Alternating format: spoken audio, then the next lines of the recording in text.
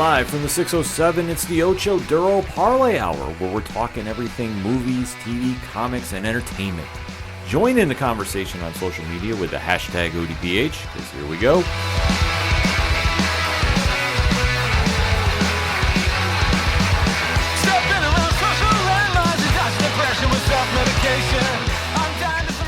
Welcome to an all-new edition of the ODPH podcast, better known as the Ocho Duro Parlay Hour.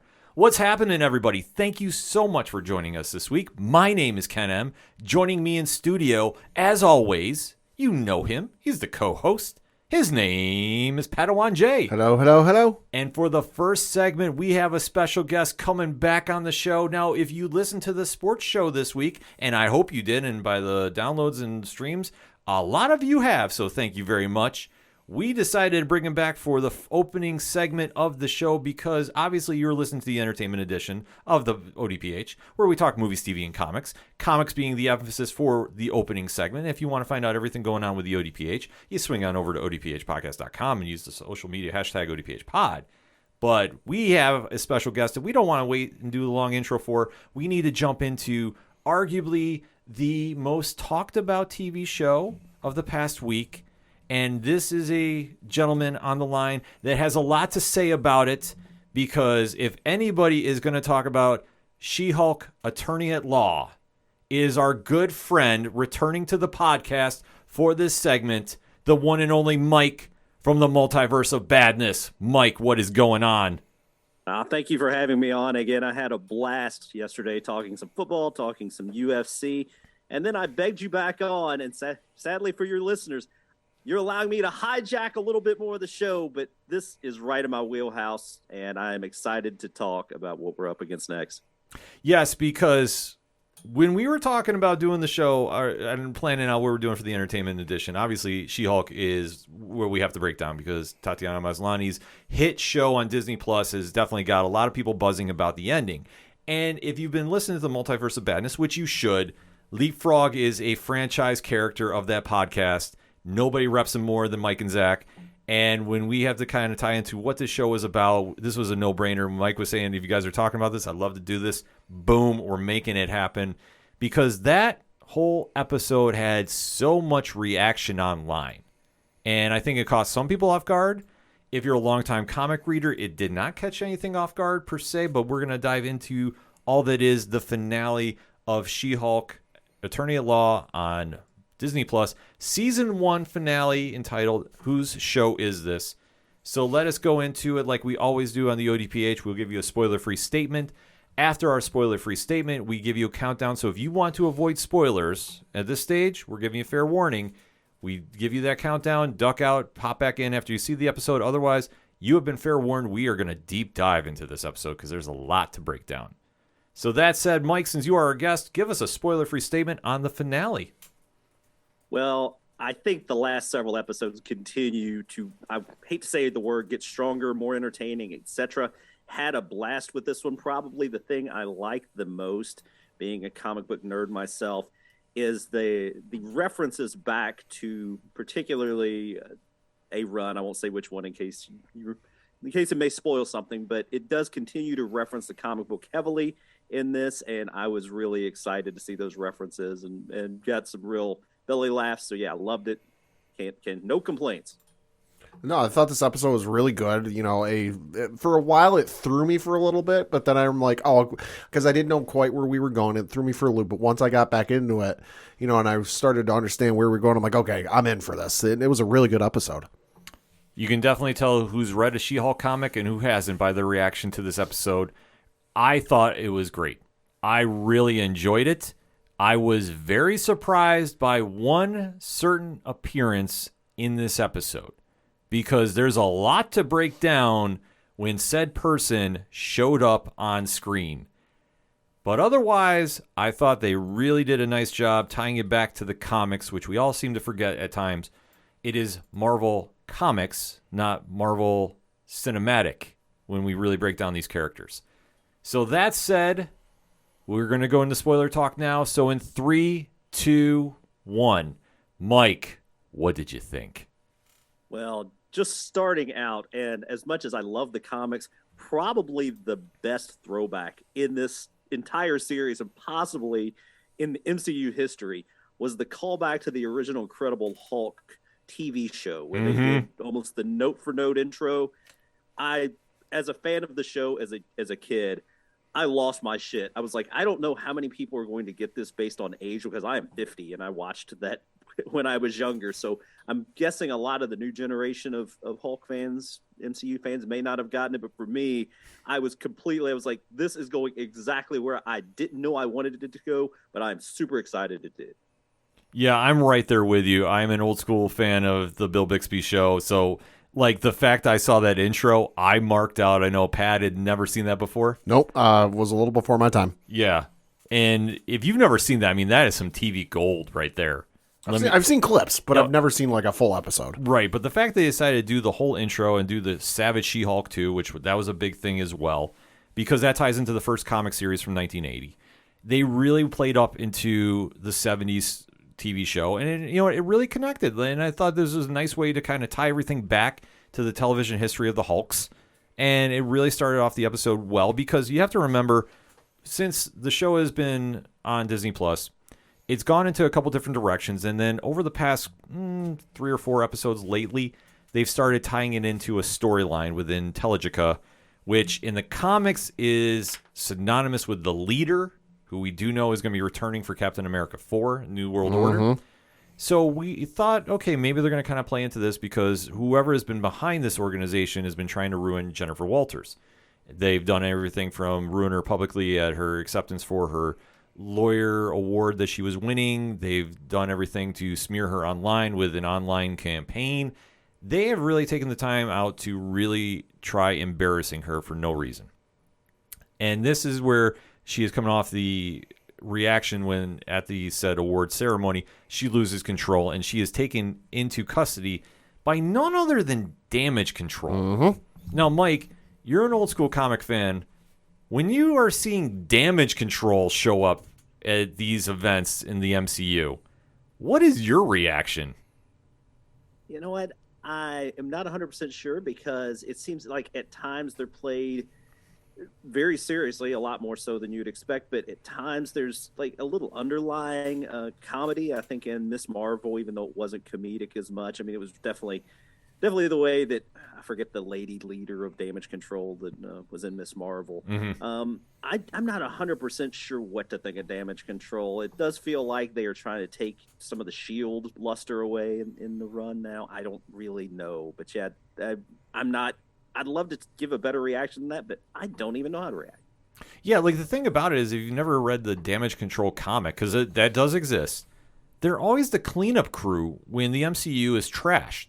Like, okay, big alien invasion in New York City. Oh, guess who's responsible for cleaning it up? And miraculously, it's done within a couple days. That's how they're portrayed in the cartoons. Yeah.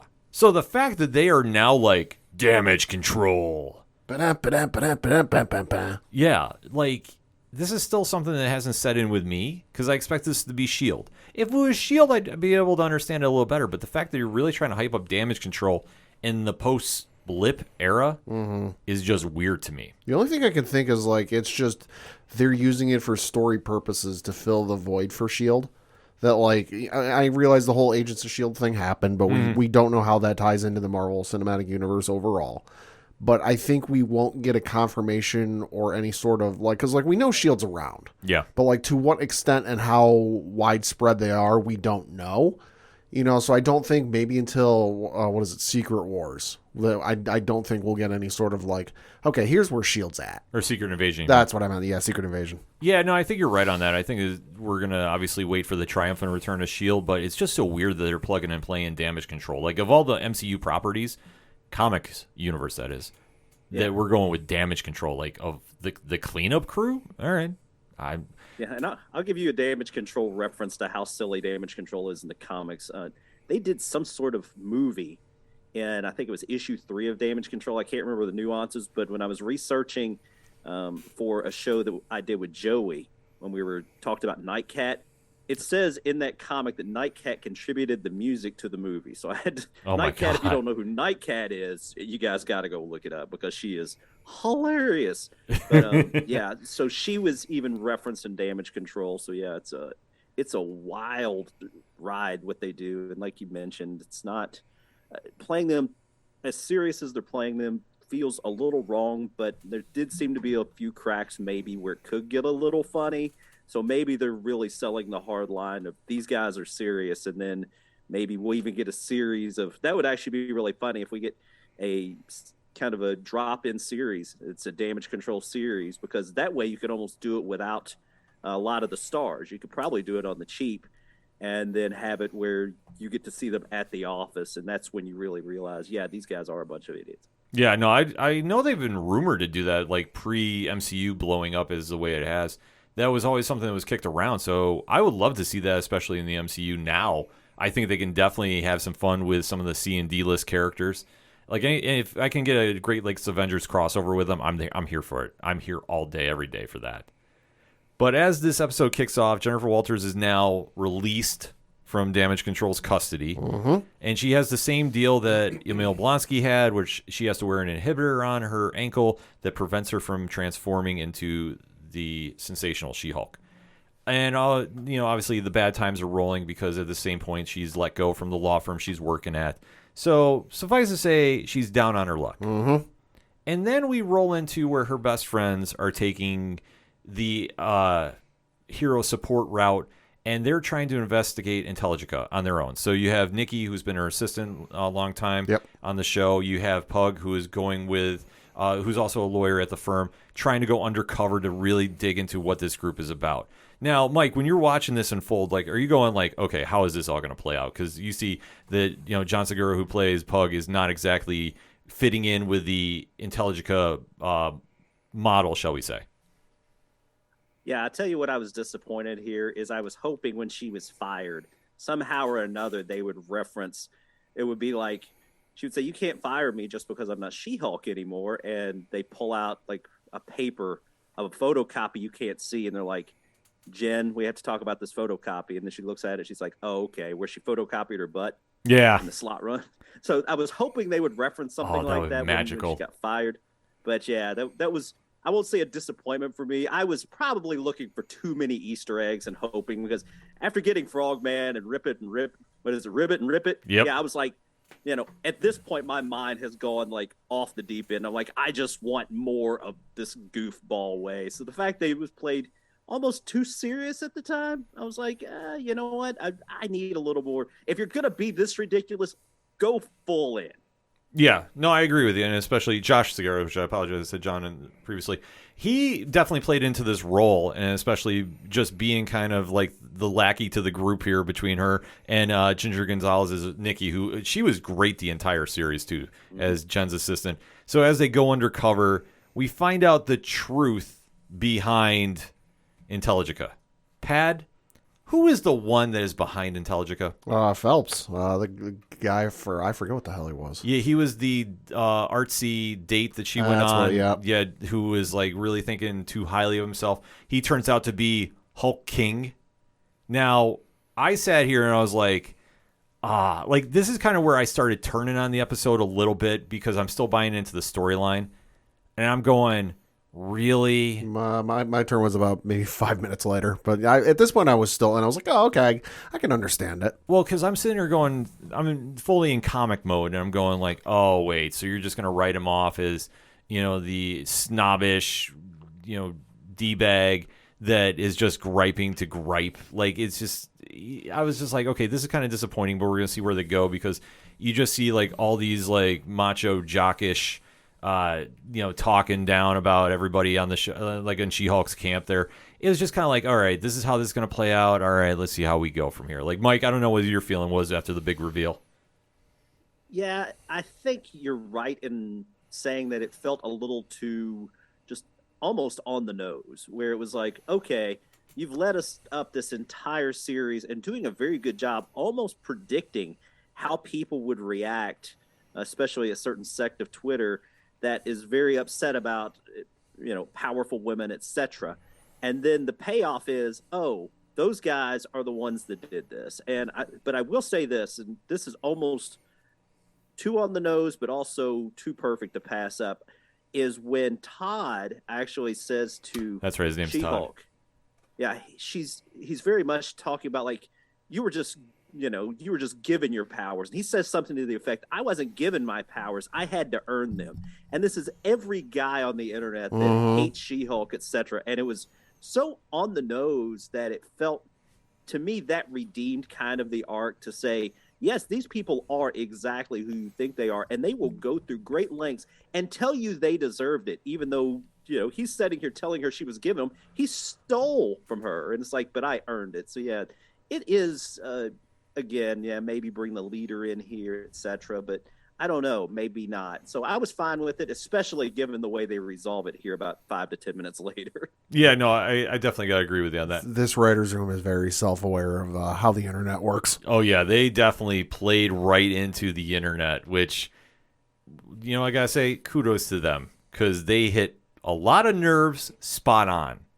So as Todd is revealed to be the head of Intelligencia, which I gotta say, John Bass, who plays him, he did a great job with this, just completely snobbing it up, to put it mildly. As they're ready to celebrate their big win about taking She-Hulk down, he has a speaker come to address the group. And Pad, who is this mighty voice of reason? It would be Emil Blonsky himself, although not in human form. It's in his abomination form. Yeah, so Tim Roth decides to, who plays Emil Blonsky, comes and is speaking to the group and kind of really talking them up. I had a Korg vibe from him when he walked in there. Yeah. Oh, hey guys, we're here to give you a motivational speech. I hear you're really motivated to do some great things in the world. Yeah, so like during this entire time after Jen is confronting, Todd about this, she's seeing this and is like losing her mind. Because she's like, wait, I just went to your retreat here, and everything was fine. We had a moment, I had an open invite. I needed to get away from the craziness of the world, and it turns out the craziness of the world is here. Yeah, and she reacts how you would think she would react. Smashes the inhibitor, gets down to business. So this is where things really start going into a good direction, because things start rapidly spinning out of control. Because at this point, we have cameos coming in from Titania, just YPad and Mike. Reasons. So she's there. You start seeing that obviously more characters throughout the series are coming in. And then all of a sudden, cousin Bruce Banner reappears out of the sky, literally. Like no pomp and circumstance, just shows up. Yeah. And he's been gone the entire season. Since the first episode. Yeah, because he was flying away to Planet Sakaar. Which, we'll get into that a little later. Yeah. So at this point, everybody watching at home is like either in one of two camps. You're like really excited because this is tying everything together and like, oh, it's Marvel, it's all connected. Or two, and was me going, what are we doing here? That was me. This is where the episode started to lose me for a bit, because they had me the entire way. Todd being the bad guy and all the macho bros wanted to get the powers and this and that. I'm like, okay. And then Bruce showed up and Titania showed up and people started fighting, and it's like the kitchen sink got thrown in there, and I'm like, all right, what the fuck is going on? Yeah, like, I got so confused. Mike, when this is going on, what's your reaction? I'm not 100% sure, but I can say this. Before we go on, it needs to be noted that Abomination is here solely as a motivational speaker, and he is not an incel. This is a paid appearance for him. So, yeah, because at first I was like, don't turn this out where he's one of these guys. But he's very much about motivational speaking and etc. And I don't think he knew what he got himself into, because he was trying to protect She-Hulk at times, or I guess Jennifer, sorry. Yeah. But yeah, at this point, it's everything's going off the rails. And the one thing that, of course, is saving it for me, because I think I see it coming, as soon as she's like, hey, this isn't where we're going. This doesn't make any sense. So it's very much like, if you've read the series, if you've read the comics, you can tell almost exactly what's going to happen. So even though it seemed like everything was going bananas, it was salvaged because of the narration of the She-Hulk. Yeah, which this was perfect, because she literally takes a page out of the John Byrne run. And this has been done numerous times. Like, you can go look through that fantastic run. And she stops and is like, nope, we're having a word about this. She winds up busting through the Disney Plus opening screen, the hub on Disney Plus, the hub page, to go down to the Marvel Studios window. The studios assembled. Yes. The behind the scenes thing they do for every show and movie. Yeah. So she starts walking around. She goes into the writer's room. Yeah. So she sees Jessica Gao. She sees Zeb Wells. And it's like, and a few of the other notable names. And it's like, what are we doing here? Like, this is crazy. They're like, oh, no, this is awesome. Yeah. And she's just like, wait, what is this? Who is responsible for this? Why is Bruce here? We haven't seen him, like, the entire series. Well, we need him to set up No, do it later. Do it later. Yeah. This was perfect. Like, this, I was like, I'm back in. Because this really captures that whole John Byrne run. And I can't stress it enough. She-Hulk was, in my opinion, and I think and somebody correct me if I'm wrong on ODPH social media, she's the first one in the Marvel's comic universe to really break that fourth wall. Probably. I would say, like, I know... As far as I know. Yeah, like, I know Deadpool did it, but She-Hulk is the originator of this. And this played so much into that whole narrative that she does. So they're basically saying, well, you need to go talk to Kevin to solve the problems. So you see her walking through Marvel Studios, and everybody's trying to dismay her, like, you're not going to see him. And she's like, get in there. And she's like, I don't give a shit. We're going to have a word with him. And she winds up going into the office. Yep. And Pad...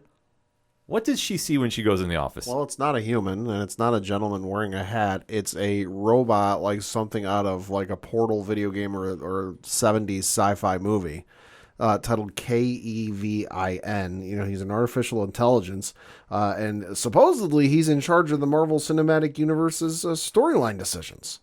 They tried talking, I guess behind the scenes, they tried talking Kevin Feige into letting him wear a hat, but he put the foot down on that one. Yeah. Mike, what was your thoughts seeing this all unfold? Well, I'll be honest with you, a few things. I have to rewind for just a second because I want to say I loved that they tied the John Byrne run completely in because they've been hinting at it. The fourth wall breaking's been there. But then when she's finally like, this writing's awful, and then she goes and she's busting through the kind of the Marvel, Disney, logos to get and change her location. It's all John Byrne now, all the time. And now... in the comics, she's always accosting Byrne. And this is her opportunity to actually take John Byrne on one-on-one, and she is surprised. However, I was not as surprised as she should have been, and this is an unfortunate decision by the closed captioning. I watch everything with closed captioning on. I am that guy. And when they were referencing Kevin in the writer's room, it was coming up as K period, E period, V period, I period, N. And it completely ruined the moment because you instantly knew. I saw it the first time. I was like, that's weird. And then I saw it again. I was like, no. And then when She-Hulk was talking, it was Kevin with no periods. When the writer's room was talking, it had the periods. I was like, this is going to be an AI or a bot or something. And sure enough, it was. So I was not as surprised as I could have been. And I've been trying to tell people without spoiling this. I'm like, don't watch with closed captions on. They're like, why not? I was like, just... this one episode, I'm the same guy. I watch everything with closed captions on. Don't do it. You're going to be very disappointed you did. Yeah, because Kevin turns out to be the knowledge-enhanced visual interconnectivity nexus. And when I saw him, I'm like, MODOK is wearing a hat.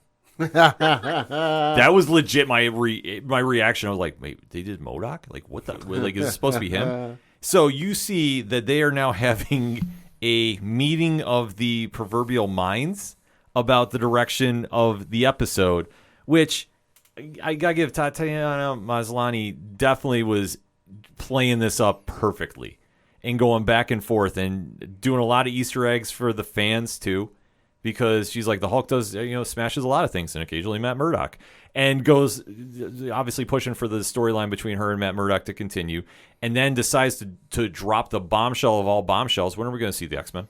Yeah, didn't expect the X-Men's first mention in the MCU to be in a fourth wall break in She-Hulk. Yeah, like Mike, when all this is unfolding, like how you think this is all going over? You know what? At this point, I thought Tatiana Maslany played this. I thought she was great the whole series, but at this point, she was really in her element. Just the face she made when she asked about the X-Men, the whole smashing Matt Murdock, and I wouldn't mind seeing Daredevil again. A woman has needs. you can tell she is really leaning into this entire show at this point. She is all in. She's completely invested. And I thought maybe Jamil was having the most fun of any MCU character I've ever seen. I was wrong. No, Tatiana Maslany is really like on top of it. Yeah, you could definitely tell this cast was having fun. And that was something really cool to see, too, because obviously we've seen a lot of serious shows in the MCU. To see this one, and they completely played into the over-the-topness of the show. To see it really unfold in this manner, I thought was just one of the bright spots of this entire run, and especially this episode, because seeing her go back and forth with the robotic Kevin Feige was incredible, and she winds up actually talking him into rewriting the finale. Yep. Not without like a couple of back and forth barters and such, but still, we wind up getting a new ending to the show. And they even do some more fourth wall breaks, because he goes, "Hey, we need you to transform back into Jennifer Walters, but wait until the camera's off screen. All of the special effects CGI guys are off on another project, and we can't afford to do it right now." Yeah, that was some of the brilliant bartering right there. I was like, I'm here for this. So and I loved when even and I had her name wrong. Sorry, it's Tatiana Maslany. I'm an idiot. No worries. I loved when she was about ready to change back into She-Hulk. She asked Kevin, she's like, "What's the best way you want me to do this? What's best on?" So it's like, it really is just kind of ridiculous how they were leveraging that in a beautiful way. Oh yeah, like they could not have played it any more perfect. So as the show goes back to the timeline, I guess you could say at this point, we find out obviously Phelps and Intelligica has been arrested for their misdoings. Yep. Blonsky has been taken back into custody because he broke the he violated parole majorly. Yep. And we go back to a happy scenario. Oh, well, and real fast, right at the last possible minute, Daredevil shows up ready to save the day, and she's like, "Well, we could have used you about 5 minutes ago." Yeah. And he's like, "Oh." And I want to mention one more part because it is my favorite part in this entire series, and that's saying something, is when She-Hulk is walking over to Todd, and Titania pulls out her phone, and she's like, "OMG, guys, we're about to witness a murder." Almost every bit of my shit, I was like, that is just absolutely hilarious. So yeah, just kudos to the way it was delivered. Just it was the funniest thing, I think. And I've seen Frogman, etc. in the show Leapfrog, I guess. But that just, I'm lost. I was like, this is perfect. This is chef's kiss. Yeah. No, I forgot about that too, because like they just were, the chemistry they all had together, they just played off each other and just kept really raising the bar each time they were on screen together. Like it's just one of the magical things about this show is they really broke through the fourth wall and just were really going, how over the top can we get without being too cheesy? And they found the perfect line for it. Because I don't think at any point it went super over the top. Like, I guess you can say, like, the Megan Thee Stallion scene, I guess, but that was also playing... Oh. No, but like I say, you could try making an argument for it. Like, I didn't think it did, but I'm like, yeah, like, maybe, I guess. But at the same time, it played into the strength of the show.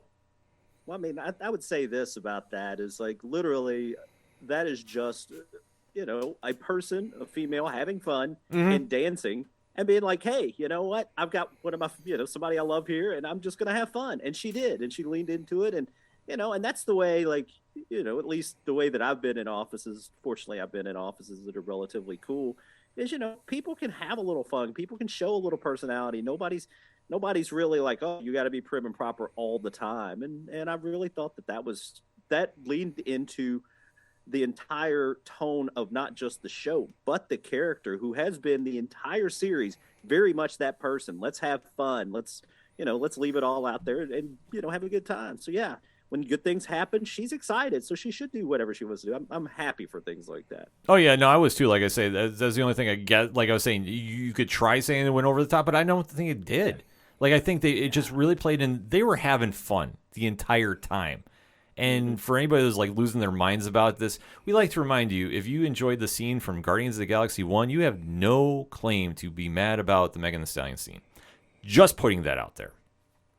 As we go back to the show, though, we see that everybody's having the family dinner. Matt Murdock is now meeting Jen Walters' family. And we get the moment in this episode that really blew my mind. That Bruce Banner returns. Mm-hmm. And Pad, Who does he return with? His kid named Zakar, I think is what Scar. it was. Scar. Scar. He's got a kid. Oh, he has a kid, all right. Mm-hmm. Mike, how familiar are you with Planet Hulk?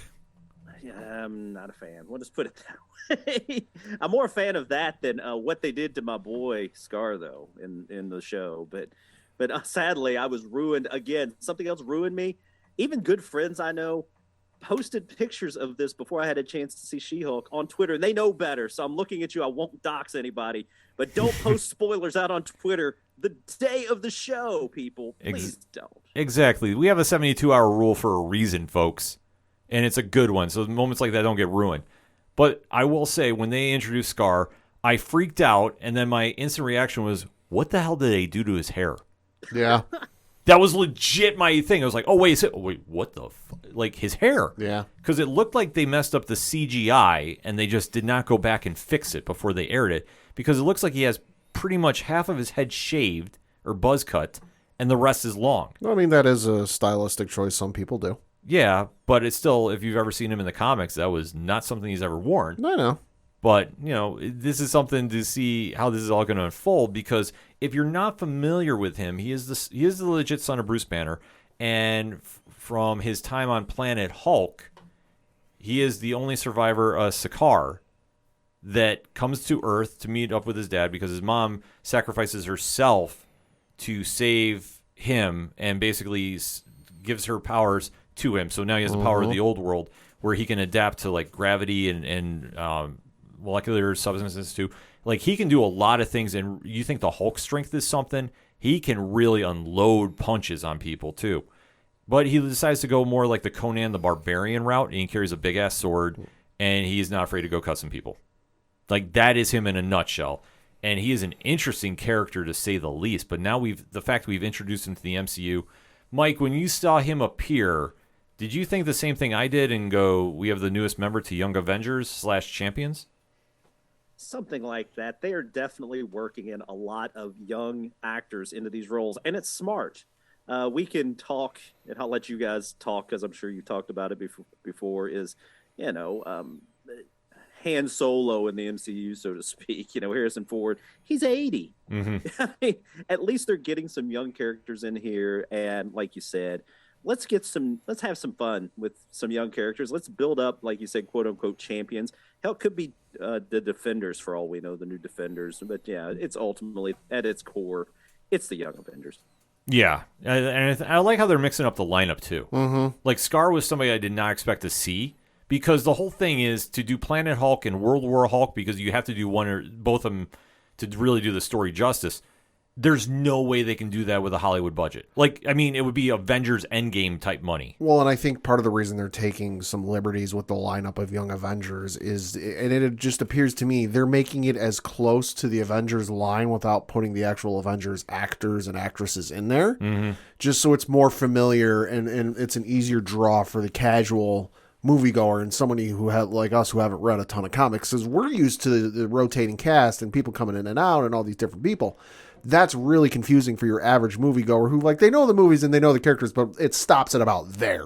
Yeah. So I think if you introduce this new thing and call it Young Avengers, which, hey, I know the Avengers name, that's Marvel, I might be interested in that. And then you see, oh, hey, they got Riri Williams, that's, Iron Man. They got Thor's daughter, she's over there. They got the Bruce Banner, they got the Hulk's kid, they got the Ant-Man and the Wasp's kid over there. Oh, okay.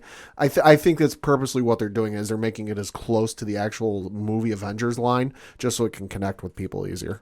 That's a great idea, Pat. Like, a theory with that.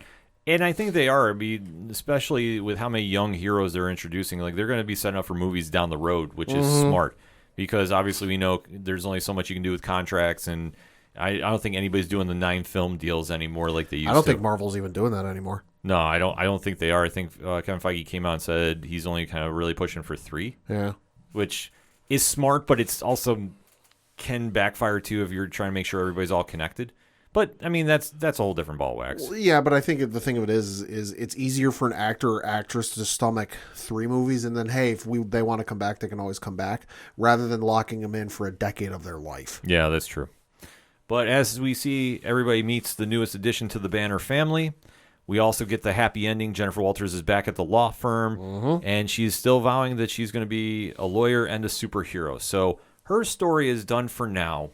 But we get a bonus scene, and I definitely want to get everybody's opinion on this one. We get Wong reappearing and freeing the Abomination from his cell. So, Pat, first, your thoughts on this. Well, I got to point out a very interesting bit of dialogue from this scene, which could have one of two meanings, depending on how you look at it. The portal opens up, Wong's standing there, Blonsky says something to the effect of, well, that took you long enough. And he goes, yeah, I know I was busy.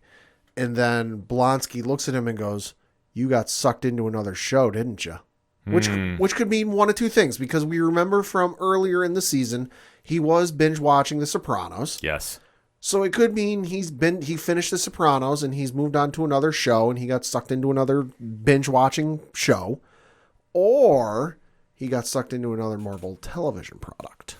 Ooh. Because this show does like to break the fourth wall. What show do you think it was? Oh, I have no idea. I just know it's been pointed out that like that line can have one of two meanings. A, he got sucked into another binge watch, or B, he got sucked into another actual Marvel television show. Mike, what's your thoughts on that scene? I'm going to agree with Pat as far as what he read into that, and hopefully, if there's a God in heaven, we get the Wong Madison show that everybody wants. Yes. It's a part of it. Is that going to happen? It's highly unlikely. But what I was really hoping for, since they called back the old Incredible Hulk at the beginning, I was hoping that the actually cut scene, the end credit scene here, would be a picture or a small video of when the barber cut Scar's hair and he had to walk away from the barber's chair, and it was like da-na-na-na, da-na-na-na, because they murdered your boy's hair. Yeah, they did. You know what they could do for the Wong Madison show? They don't even have to do a show. Just do a series of like 5 shorts, 5 minutes apiece. You could crack them out in a day. I'm going to one-up everybody here. 2 words. Strange Academy. Maybe. But Wong is the headmaster. Madison is there as a teacher because maybe she's learning magic right now. She's craft services. She's the head of the cafeteria. Yeah. Well, she does have some sort of agreement with the demon, so it's possible she has powers she doesn't know about yet to begin with. Exactly. And could you imagine them rolling out Strange Academy there? That'd be awesome. I'm just saying that would be absolutely insane, because the only place I can see the Abomination now winding up since he's been freed, he's got to go to Thunderbolts. As I refer to it as Black Widow 2. Because that whole team is literally everybody from Black Widow. Yeah, you're not wrong. Yeah, which I don't like it. I don't like the team setup either. If I was writing it, obviously I would have gone the Kurt Busiek, Mark Bagley run from way back when. Like, that was the prime time to do it. I think they did a rare misfire, unless we get something else out of this. But the fact that you're going to do this with more or less everybody's got the same power set, you're either going to have Agents of S.H.I.E.L.D. 2.0 or you're going to have just a really big sequel to Black Widow, because that's the only thing I can see coming from that. But if the Abomination gets added to it, I think it'd be smart. Mm-hmm. But I just don't know where they're going to go with him about this one. Yeah, I don't know. But either way, I thought this show really hit its stride. I thought it ended on a perfect note. And I can't stress enough, they had so much fun doing this show. And you can definitely tell from the Megan Thee Stallion scene, which, like I say, if people want to try making an argument for it, I could see it. But at the end of the day, you got to remember, everybody went over the top and was just celebrating, having fun. And that's the thing you should be taking away from this show. Mm-hmm. There was never a moment in here that I thought they got themselves too serious. And I thought that we got to see a great reintroduction for Charlie Cox's Daredevil into the MCU, because this is the Mark Waid, Chris Samney run. And I'm here for that one, because he's not going to be dark and brooding. He's going to be the swashbuckler. Perfect.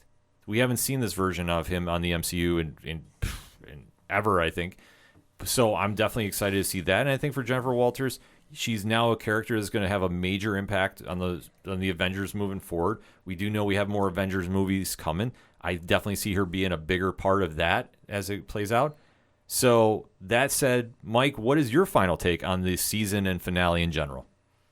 I think it kept building and building, the last 3 episodes particularly, and we won't even go back to Wongers and Madison, but the retreat, of course, it started really leaning into that burn run. It's like, okay, yeah, we haven't given you quite enough of these C and D level villains. Let's do a whole show with them. And then the retreat was hilarious. Of course, the second to last episode with Leapfrog / Frogman. Yes. No, I lost every bit of my shit with that one. And I love the finale. So I love the entire run. I looked forward to it. Every episode, some episodes in particular, Moon Knight, I'd be like, I'm not sure if I'm, and some of the other series, Miss Marvel. But this was one where every episode to me was better than the last. And I think it culminated really well. I loved it. No complaints. A+, chef's kiss. Pat? No, I thought this season finale was phenomenal, top shelf, everything I could have wanted and more. And the season overall was a really fun ride. It was, not necessarily as serious and kind of wild and crazy as some of the other episodes, but it had its moments of shock and surprise. And I think it made for fun television. If you were waiting till the end of the season to watch the whole thing all the way through, I think you're going to enjoy the ride, and then also as well, I'm excited to see where the character goes from here. I mean, because there's a lot of opportunities and a lot of avenues I think you can do with She-Hulk, and where they go from with that is going to be very interesting. Yeah, this show definitely hit all its major points. I absolutely love it. We all give it a very high recommendation. So if you haven't seen it for whatever reason, make sure to go to Disney Plus. Go check it out and then give us your thoughts. Hit us up on that hashtag ODPHpod. What is your thoughts about the She-Hulk series and finale in general? And Mike, before we let you go, why don't you let everybody know how they can find you, and definitely follow the Multiverse of Badness. Can't recommend this podcast enough. Well, thank you again for having me on. I love me some UFC. I love me some She-Hulk and MCU, especially TV shows in general. So, yeah, this was an honor and a privilege. You can check out my podcast. Just look for, our podcast, my host, Zach, and I. Multiverse of Badness. You can find us just about anywhere you find podcasts. Go to multiverseofbadness.com if you can't find podcasts, because we're there. And as far as Twitter, I love to interact with people. If you think I'm an idiot and have no idea what I'm talking about here on the ODPH, don't blame those guys for having me on. Bring the heat straight to me on Twitter at Multiverse of Bad. Thank you, guys. Can't stress it enough. I love the show. I am a patron, and you guys should be too, because Ken's out there now stepping on my feet. He's reviewing comics on his Patreon. What's up, man? I got hit up, and everyone was asking me to start doing it, because we obviously talk about comics on the show, and I was like, okay, I'll do a deep dive here and there. But people were asking to do it, and the feedback has been very great, so thank you. But I'm definitely not going to be stepping on the toes of the badness. You guys go to the realms of comics that I applaud, because anybody willing to go back into the Things run of his solo stories, and let alone you are willing to dive into the Skull Kill Crew, I fully commend and applaud. Well, thank you again. And step on as many toes as you want, because I checked out your most recent episode of the new Spider-Man. And, yeah, love it. Just love the reviews. And the more ODPH I can get, the better. So, yeah, thanks again, guys. Appreciate the kind words. And like we say, definitely hit up Mike on Twitter and social media. You should be following them. And let him know what you thought of She-Hulk. And let us know what you thought of She-Hulk, too. Definitely want to keep that conversation going. But we're going to take a quick break. We'll be right back. Are you tired of watching the same old awesome movies? Are B-movies more your style? Then the folks over at They Call This a Movie have you covered. Join us every Thursday as we review the worst of the worst in sci-fi, action, comedy, and more. We are available on iTunes, Stitcher, Spotify, and Podbean at theycalledthisamovie.podbean.com. They Called This a Movie, testing the strength of friendships, one terrible movie at a time. Coming back for another segment on this edition of the ODPH podcast, and wow. We need to recap the latest House of the Dragon episode on HBO Max. The Game of Thrones spinoff has definitely hit its stride. A lot of wild things went down, to put it mildly. So we are going to be talking about episode 9, entitled The Green Council. So you know the deal by now. Spoiler-free statement. After the countdown, we go spoiler heavy. So, Pat, that said, give me your spoiler-free statement. I'm not going to lie. For the first 85-90% of this episode, I was kind of I was getting to the point where I was like, all right, maybe it won't be as crazy as, Game of Thrones penultimate episodes used to be. And then we got to the last 5-10 minutes, and I'm like, oh, there it is. This was the craziest episode yet. And it feels like this is a series of explosions, you got a bunch of powder kegs in a row, and only the first one went off, and we're waiting on the second, third, fourth, fifth one to go off. this is not done by any stretch of the imagination, and I'm here for it. The last 10 minutes of this episode really defines this episode because things went 0 to 100 really quick. And I think that they are now going into that final episode, which is going to be the last one for a year, I heard. Something like that. that. So 2024, they're slated to come back. Yeah. Going into that finale, the fan base is buzzing. Pop culture was buzzing on Sunday night. There was a lot of reaction to this episode, and rightfully so, because for anybody that was worried they weren't going to be able to recapture the magic, and I know we talked about this when we were previewing the series, they have found a way to tap back into the good part of Game of Thrones that we didn't see a lot of that final season. They've recaptured some of that early magic, and man, did they ever pull some tricks out with this episode. That said, 3, 2, 1, talk to me. Thought it was an amazing episode, quite possibly the best one of the season thus far. And like I said, those last 10 minutes, holy fucking shit. Allison's Mom of the Year. Yes, she is. And, oh my God, we got dragons. Oh, did we ever get dragons?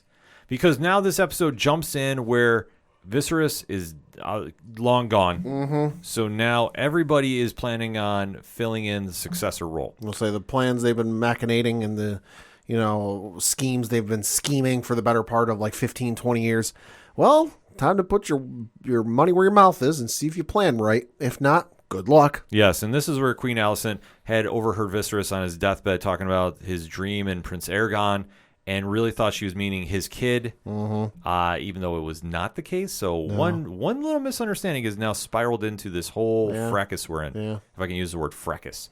So now is planning of the ascension of Aegon to the throne, which is getting met with a lot of mixed results. Causing some ruffles. It definitely is, because now you're seeing Alicent is finally working her way to taking over full control of the throne. So she is positioning herself in all of these different areas that she is going to be overseeing, but I don't think that she's ready for this role, because she seems that she is getting very overwhelmed at times. Yeah, I mean, she's clearly thought about it, because the speed at which, the husband dies and then she's like, game planning and master, strategist, strategist is astounding. But at the same token, though, it's when it comes time to put your feet to the proverbial fire, methinks the fire's a little too hot for her feet. Yeah, I mean, that's one thing I really like about Olivia Cook's performance is she's not coming off like Cersei. No. By any stretch. But she's carving her own character, but she has faults. She has flaws. She's not the one that's really in full control, even though she thinks she is. She's like a shittier version of Cersei. Oh, yeah, absolutely. Like she wants the best for her kids. She wants to put her kids and her own family in power, and in the right position to succeed. But she's not necessarily willing to go that extra step to do it. Whereas Cersei, if she were in this position, would have had her kid and her and all the necessary parties in some other room, blown the throne room or whatever room she decided to fucking kingdom come without batting an eyelash, and been like, well, isn't that convenient? The person you wanted to be in charge is now dead, and my kid's the only one left. Well, looks like we got an easy settlement here. Yeah, so Alicent wouldn't do that. Alicent's not there yet, even though she's trying. Oh, yeah. But, perception as reality is not clicking through. Even though, I mean, she has Sir Criston wrapped around her finger like nobody's business. Yeah. And he's now the hitman for hire, so to speak. Yeah. Kills Lord Bisbee, or Beesbury, because Rhaenyra's, supporters are in the way of making Aegon king. Yep. So she's systematically trying to take him out. I'll say, because Rhaenyra's got a lot of sway, and given the fact of who she's married to, whether the public knows about it or not, I don't know. It's not, to me, it's not exactly clear whether the public knows or not. But still, she's got a rather hefty sword, so to speak, in her pocket, in her brother. Yeah. So it's kind of this weird dynamic going on with this. But you see, and obviously the supporters of Rhaenyra are definitely not getting, behind this move, because Rhaenyra is still very beloved by the kingdom. Yeah. And like I say, she's not winning people over, though. No. Like, that's the one thing about, which I like about this show. There really isn't anybody that you want to root for here. No, there's no, like, charismatic, leader, somebody that's like really nice and charming and seems like the best choice for the option, they all kind of suck in their own way. Except Matt Smith, because he's the fucking man. Well, of course. Sorry, I am Team Damon all day about this.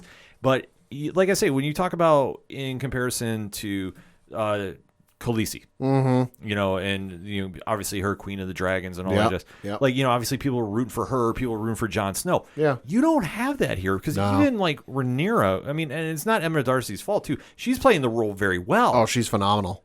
But she's not winning people over, but that's her character. Because even though she has the supporters, like, it's not the overwhelming positivity going on here. No, yeah. I mean, she's the type with, like, wherever she was, I forget the name of the place, but where she's ruling now, the couple episodes ago, the brother was like, hey, my brother's dead. I'm the best one to succeed. And she's like, no. He's like, why? Because fuck you. That's why. Yeah, like, it's a wild play, but it's how she is. So, like I say, you're not seeing anybody that you really want to root for to succeed, except, Maximus Damon is the best character on the show. Of course. Yeah, I don't care. I will talk about this all day online. Julio from the Contrarians, he knows exactly what I'm talking about because we are both big fans of him and what he's doing on the show. And like I say, when you start seeing how this all plays out, the forces that are like picking the lesser of two evils here, like that's literally what's coming down to, are not buying into Alicent being the queen and having that control. So as you're seeing, there's the power vacuum that's going on. Yep. And she's working her way to get anybody that's not there on her side. But she doesn't get one person especially, and that's Princess Rhaenys, because she is saying, hell no, I am not supporting Aegon in any which way, shape, and or form. Like, that is probably the biggest statement that is going on here. Eve Best, who plays her, really has stood by the side of her cousin, who is the king of Viserys. Yep. And she is saying, hell no, this is not happening. I've known him for long enough. Yeah, this is not going to go down on my watch. And Alicent is not having any of that by any stretch of the imagination. That she has basically said, well, you're going to have to do this, or otherwise, you're not going to survive this, more or less, because now she's being kept captive in the castle. So if you're not agreeing with me, nobody's going to see you again. I'm going to make sure of this. Lock her in the tower. Then she sends a hand to King Otto to go find Aegon because he's now lost in King's Landing. Because of course he is. Yeah, because why, Pad? Reasons. Sandy's a fucking dumbass. Yeah, well, he's a dumbass. I mean, that's pretty easy why. But Otto is now sending the twins out to go get him. You've seen Alicent is now saying Kristen, and Prince Aemon is going too. So, like, everybody in town is looking for Aegon, who doesn't want the throne any which way, shape, or form. Right. But you do see Otto gets tipped off of where Aegon is, which is a very interesting scenario going on. The twins wind up finding him through the town.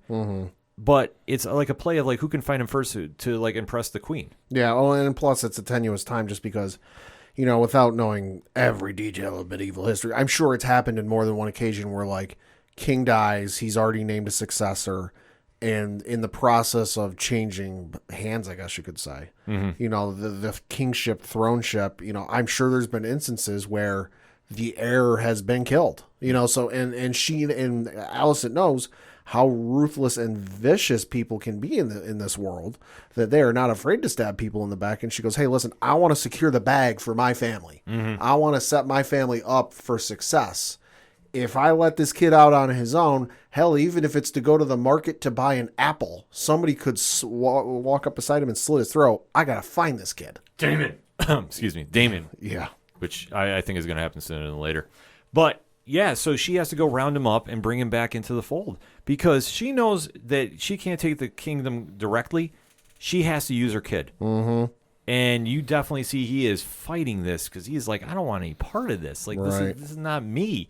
And meanwhile, doesn't have the option. And then when Princess Rhaenys escapes from the tower, she's getting some help. Yeah, she is. But this is not going the way that everybody's planning because she is just bobbing and weaving throughout the town because they're basically searching through for anybody that's not on board with this and is basically killing them. Oh, yeah. That's pretty much we're going to hold a knife to your throat. Hey, who do you like as king? Oh, good. You said my son. Go about your day. Oh, what's that? You said Rhaenyra? Bye.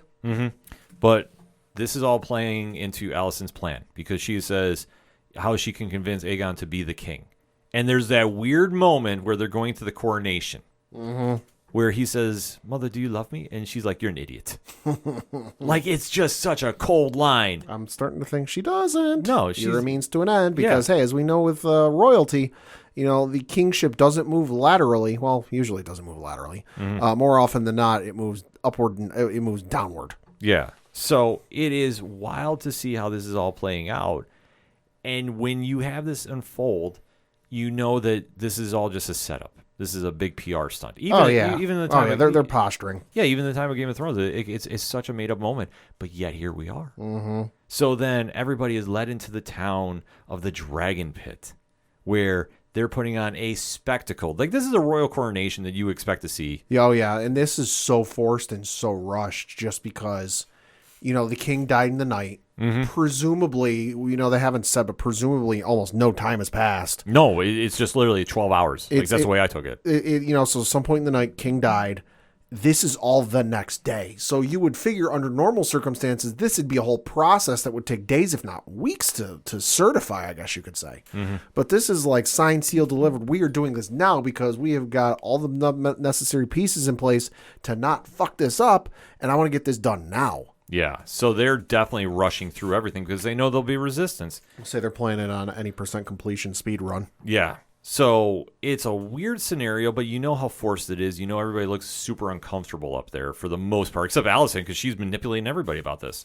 So you do see Aegon go and stands before the crown because obviously they've announced King Viserys is dead. Yep. The heir has been been announced. Yep.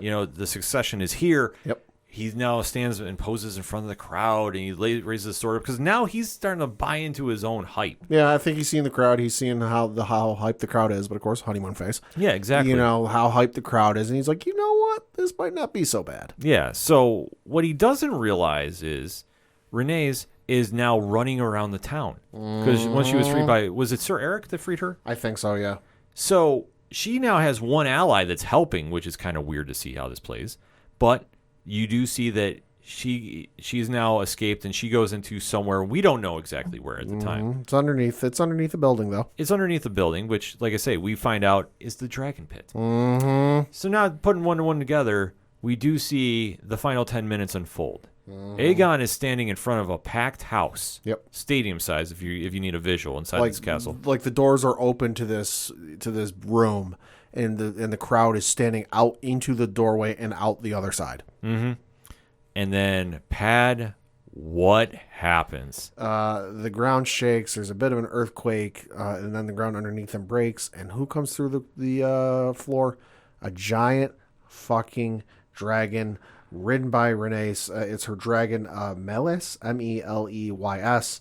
Yeah. Breaches the floor, wrecks house, causes all devastation, should have blown some fire, but then again, that would have ended the whole show because most of the important characters were on stage at that point. Phenomenal scene. Holy shit. It was such an intense scene because she comes emerging like the phoenix out of the fucking ashes. Yeah.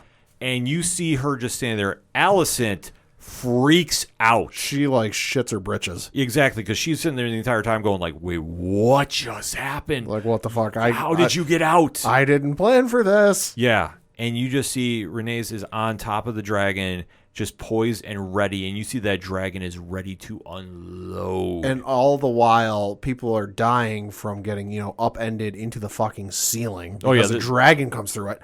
And the people who aren't killed are trying to flee through the back door. Oh, by the way, they're shutting the door. Yeah. The doors I didn't recognize who it was, but somebody was shutting the door. Or the doors, I should say. I thought it was Eric, to be honest with you. Could have been. I think it was a setup. He thought they were really going to kill everybody in there. So the doors are getting shut, blocking people in there. All the meanwhile, somebody is on stage yelling, "Open the doors, open the doors." And the dragon gets up there.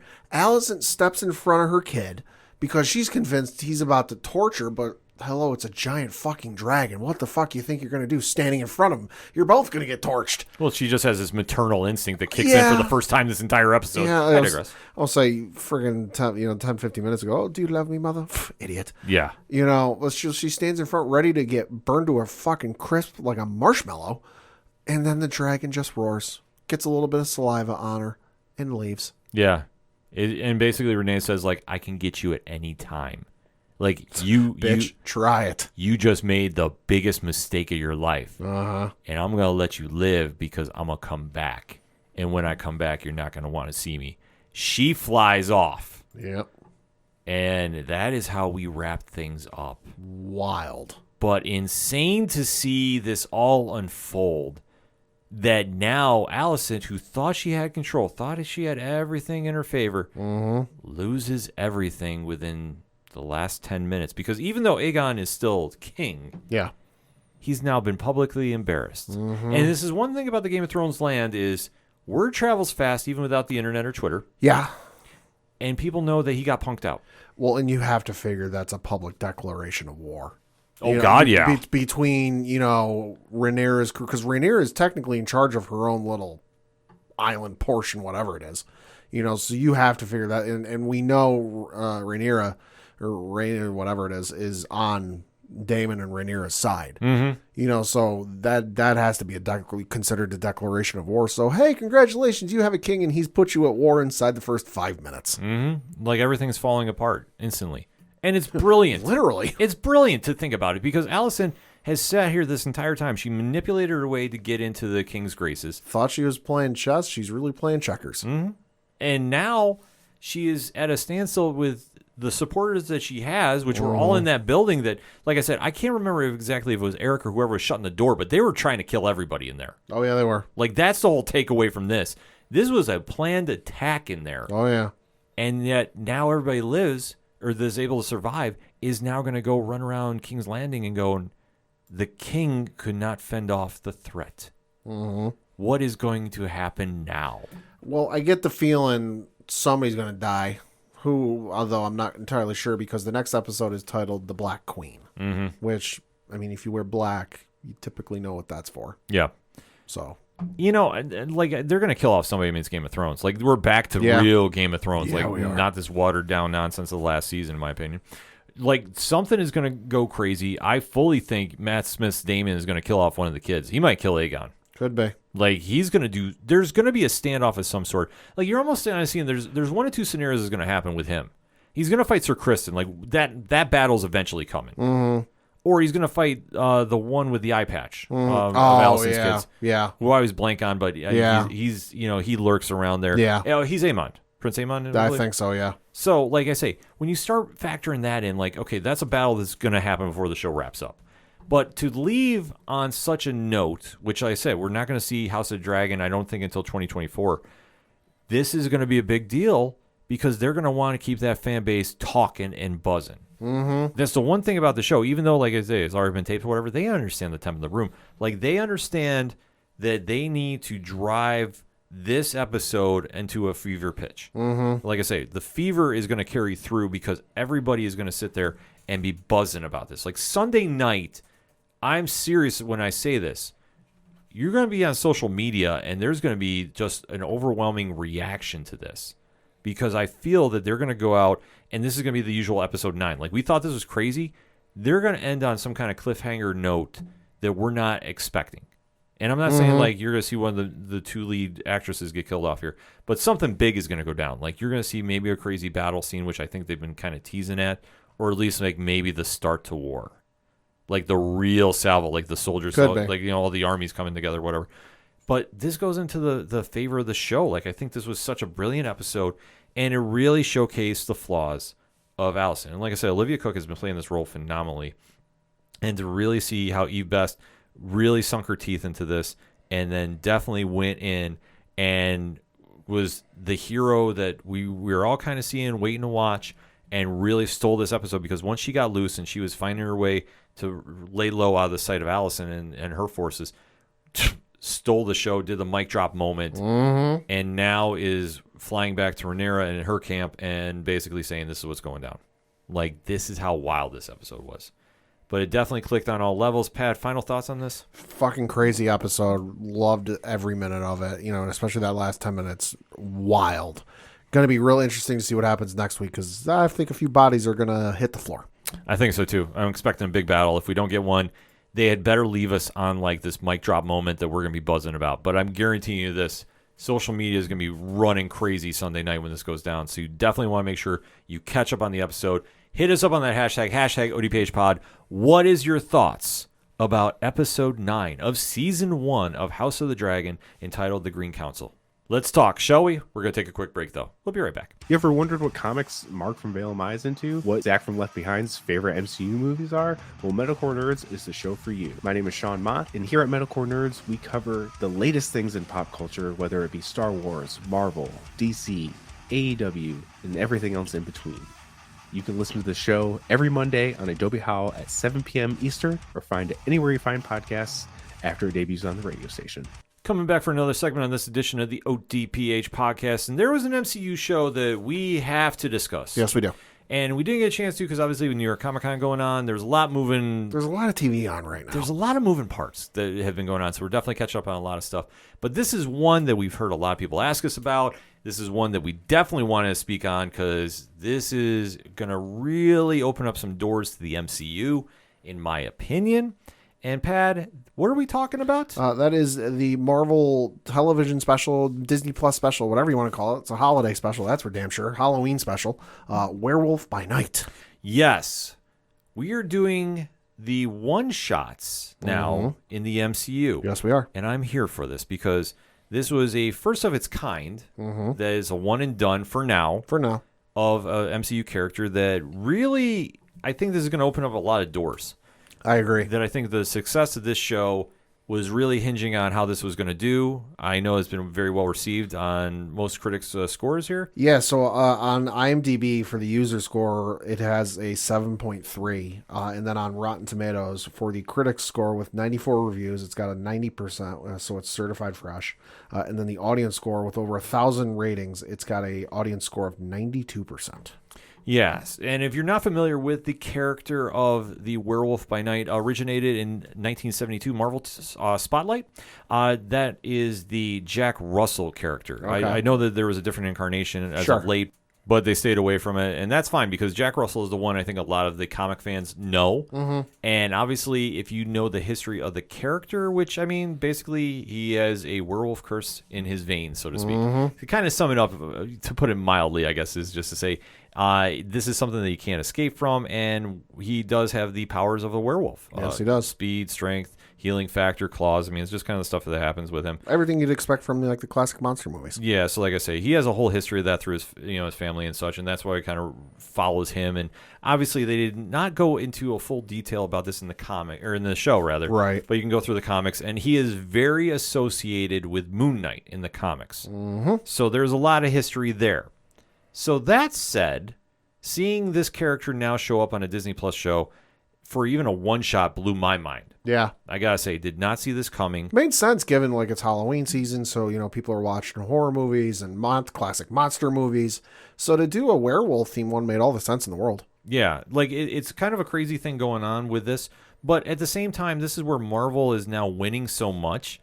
They can take a shot like this, and if it flopped, it wouldn't have mattered. Well, and I think this is just another avenue, for Marvel to introduce characters for down the road, because I think with the introduction of this, you can, and they hinted at it, we'll get to this when we get to the show, but they hinted at some stuff in this episode or show, whatever you want to call it, that I think you can build off of later down the road with certain other projects.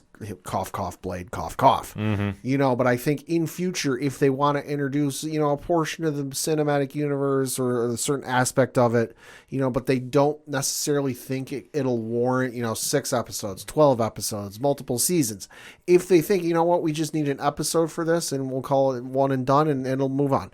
I think this is a way for them to do that. And this was kind of like a foot in the water to see, will this work? Let's find out. Yeah, and so far the reaction has been very positive. So we are going to be breaking down this episode, and the deal by now. We do spoiler-free statement, then we give you the countdown, and we go full spoilers. So, Pat, that being said, spoiler-free statement on Werewolf by Night. I thought it was a lot of fun. I had recently watched some of the Universal, classic monster movies, since it is the Halloween season. Hadn't seen them before.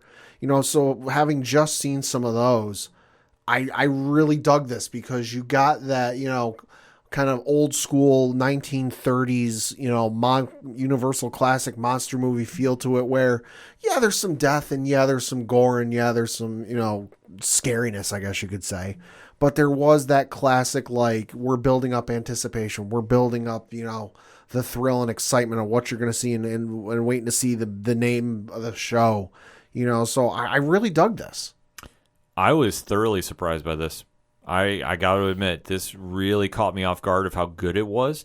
I was not expecting the cinematography and such to be like such a classic feel to it, and yet it was. And for me, I've never been a big Werewolf by Night fan. In fact, I can't name anybody that was like, that's my favorite character. Sure. But if you're a big Jack Russell fan, you got a lot to be happy about. I did love his interactions he had with some of the other characters on this show. And one really blew my mind. The fact that I now live in a day and age that I saw said character on the show. This really was well done from top to bottom. And it played right into the horror aspect, and I think this is going to be a gateway for a lot of big things to happen. And for Marvel, it's a big win to showcase smaller characters, because there is a lot that they can go deep diving with in the MCU, the comics universe.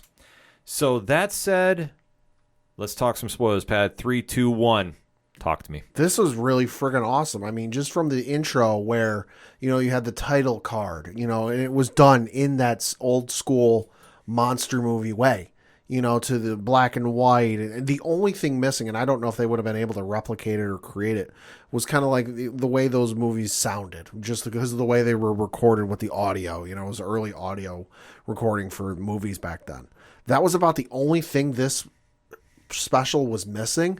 And it would have felt like some found footage. Marvel found this in like a warehouse someplace and decided to put it out on Disney Plus, which would have been amazing and phenomenal. But regardless, this was everything I could have expected it to be, and then some. And I really think they're going to use this because they right at the outset where they show the silhouetted figures of the Avengers, and we have our heroes and Marvels, but there's also a darker side to the world, and that's where the monsters live. I'm like, all right, so you're very clearly setting up for some stuff down the road. We now live in a day and age Man-Thing is a live action character. Yes. And I am so here for this. Why?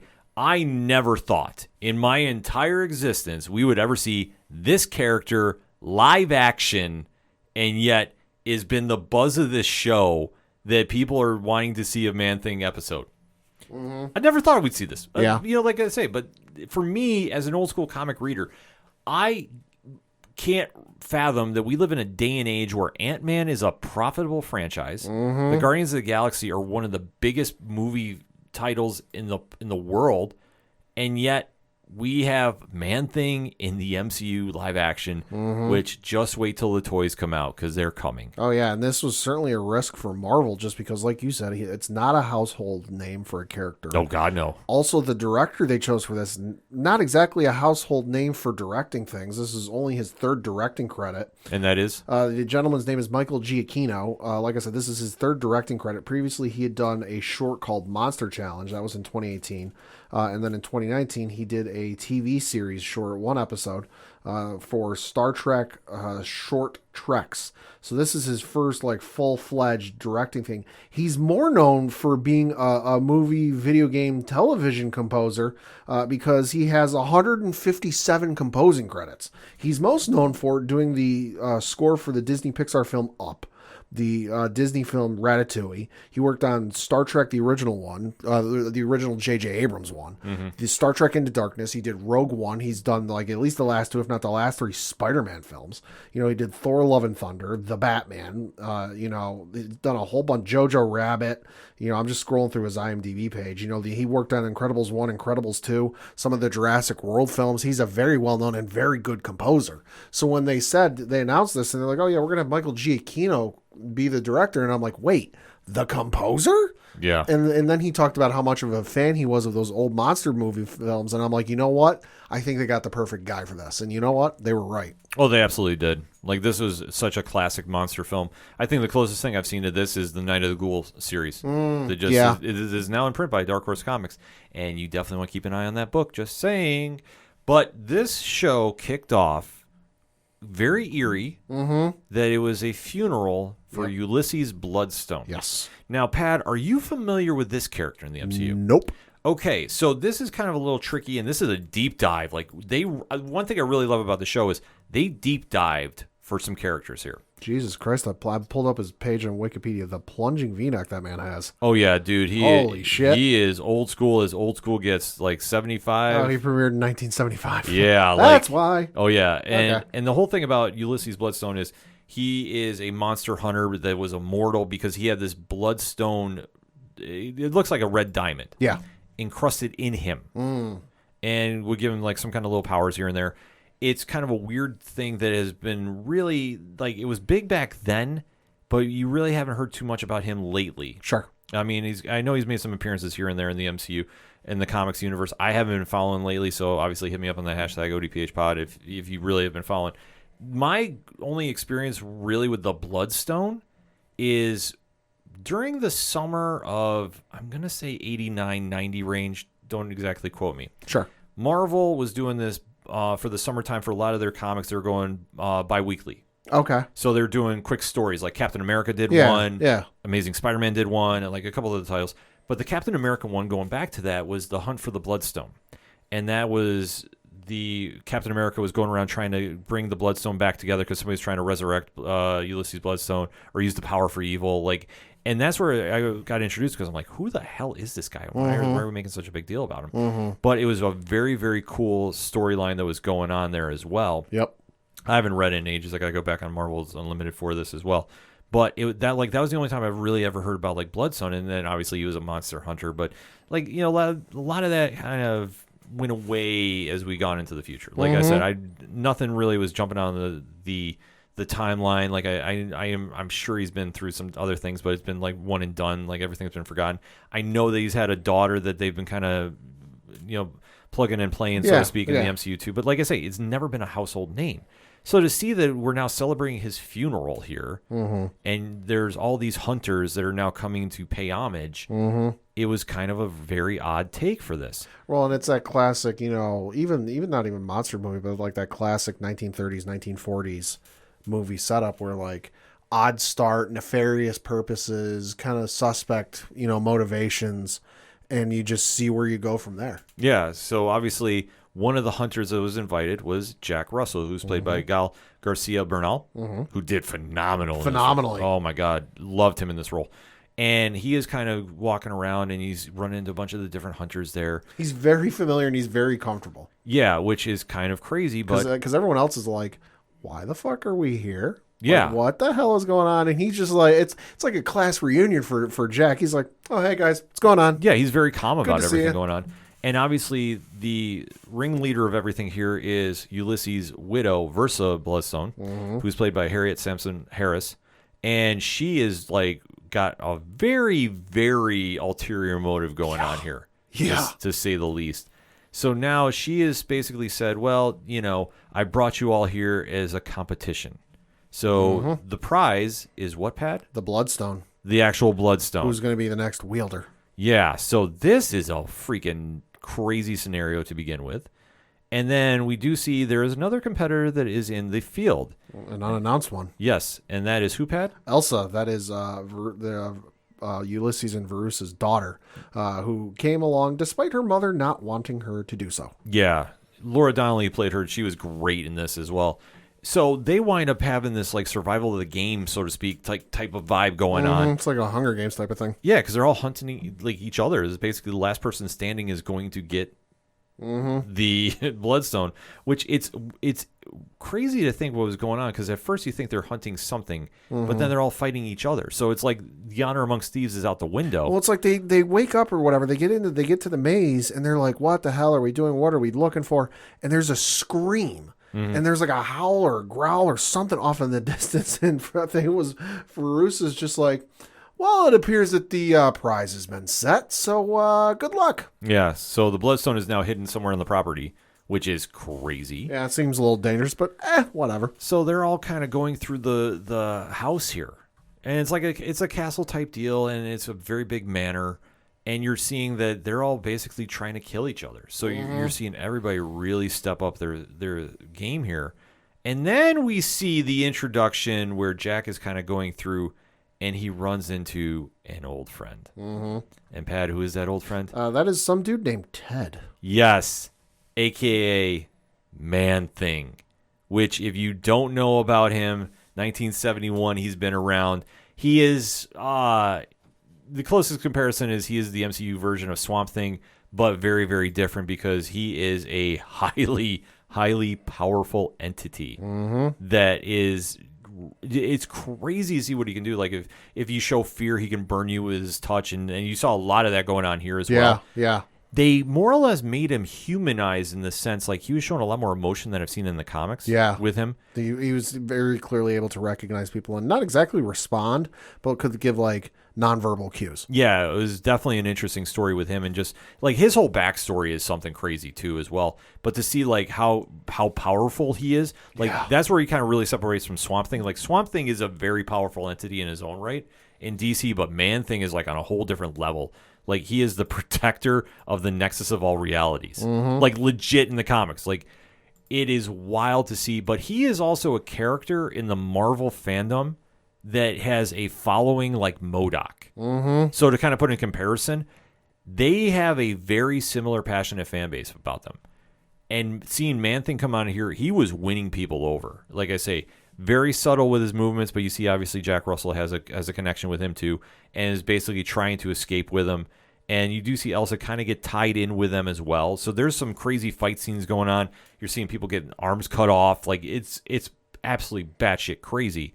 So you do see that Jack Russell does get an explosive device, sets it by the wall so he can free Ted. Yep. And when he does this, though, he winds up getting captured. And you see, though, Man-Thing escapes, though, which it was a cool situation going on because Elsa does remove the Bloodstone. So technically, he's free from everything. Yep. So once this is going on, this also triggers the curse of Jack Russell, and you start seeing the werewolf start to emerge a little bit. So now he's taken in because his cover is blown because you see that Bloodstone's widow there has now recognized this, and Versa is like, we're going to capture him. Like, you faked this in the entire time. Like, your whole record of being a hunter is flawed. So you've now lied to us. So they basically imprison him. Yeah, they lock him up in like a cage with the daughter Elsa, and he's like, and they like. Jack can't figure out why they locked him in there together, but Elsa's got to figure it out. She's like, no, I know why they, locked you, why they locked us in together. And he explains to her like, hey, listen, I realize I'm a werewolf, but hey, it only happens on full moons, and the next full moon isn't for 5 days. And she goes, well, funnily enough, that stone can turn you into a werewolf in 5 seconds. And he just looks and goes, well, shit. Yeah. No, he played it off very, very calmly. Like everything that was going on. He's like, don't worry, we got 5 days. 5 days is plenty enough time to figure out how we can get out of here. She's like, dumbass, we have like 5 seconds. Yeah, no, they were definitely playing a more comedic role about this, which I'm fine with. Like, you don't really need to be super serious with it. I mean, and he was kind of hamming it up a little bit. Like Bernal's performance, like I said, spot on, great, loved it. I didn't think he went over the top with it, but they were definitely having their humor moments going back and forth too. And like I said, they had great chemistry talking between Donnelly and Bernal. But you do see him go into the full Werewolf by Night ensemble, I guess is the easy way to describe it. He looked great. Like I say, phenomenal. Didn't look cheesy, didn't look anything, half-assed.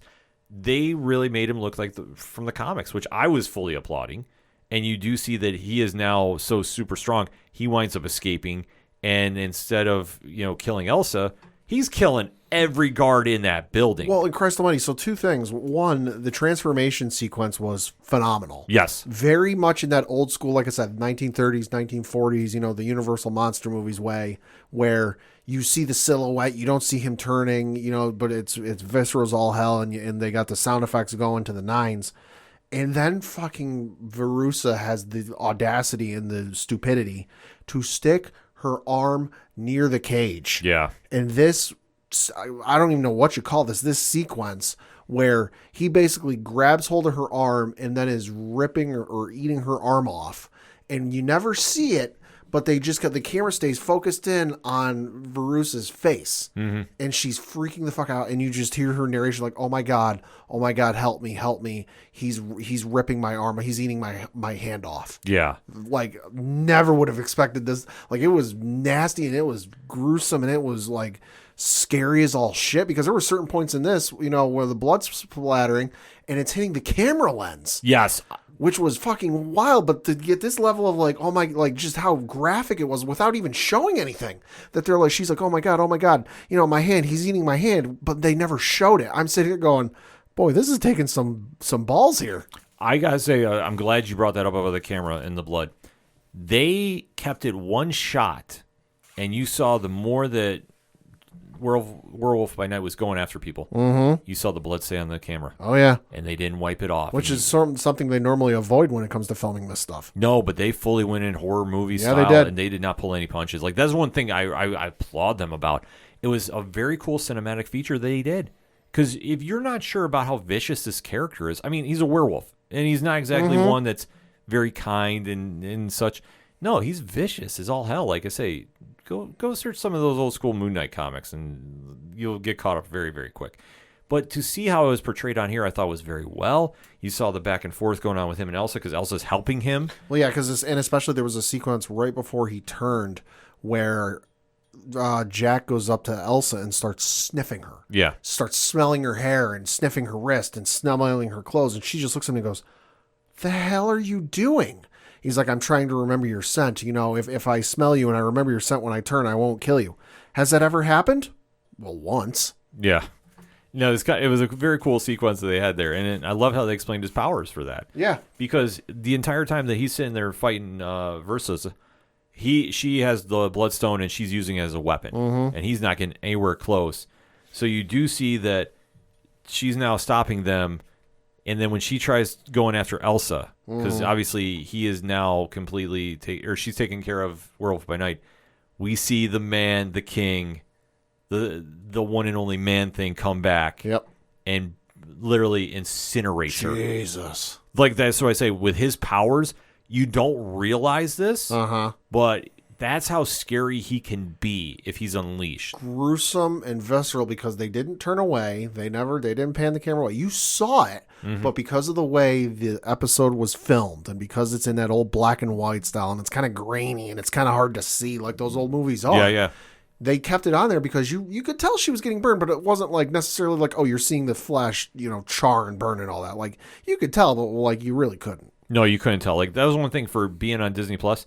They didn't shy away from anything, and they really amped up the violence and they amped up the horror, which was great because that's what you need to do to establish this character. I didn't look, but I'm looking it up now. I wonder what the rating was on this thing. I'm looking it up now. Okay. But like I say, so while this is going on, you see that Elsa is now taking control of the Bloodstone. She's staying there. And then you see the next day. TV-14. Interesting. Yeah, well, you know what? They camouflaged a lot. So yeah, I did. could understand. I figured it'd be higher. It probably was going to be a lot higher. I got to say that.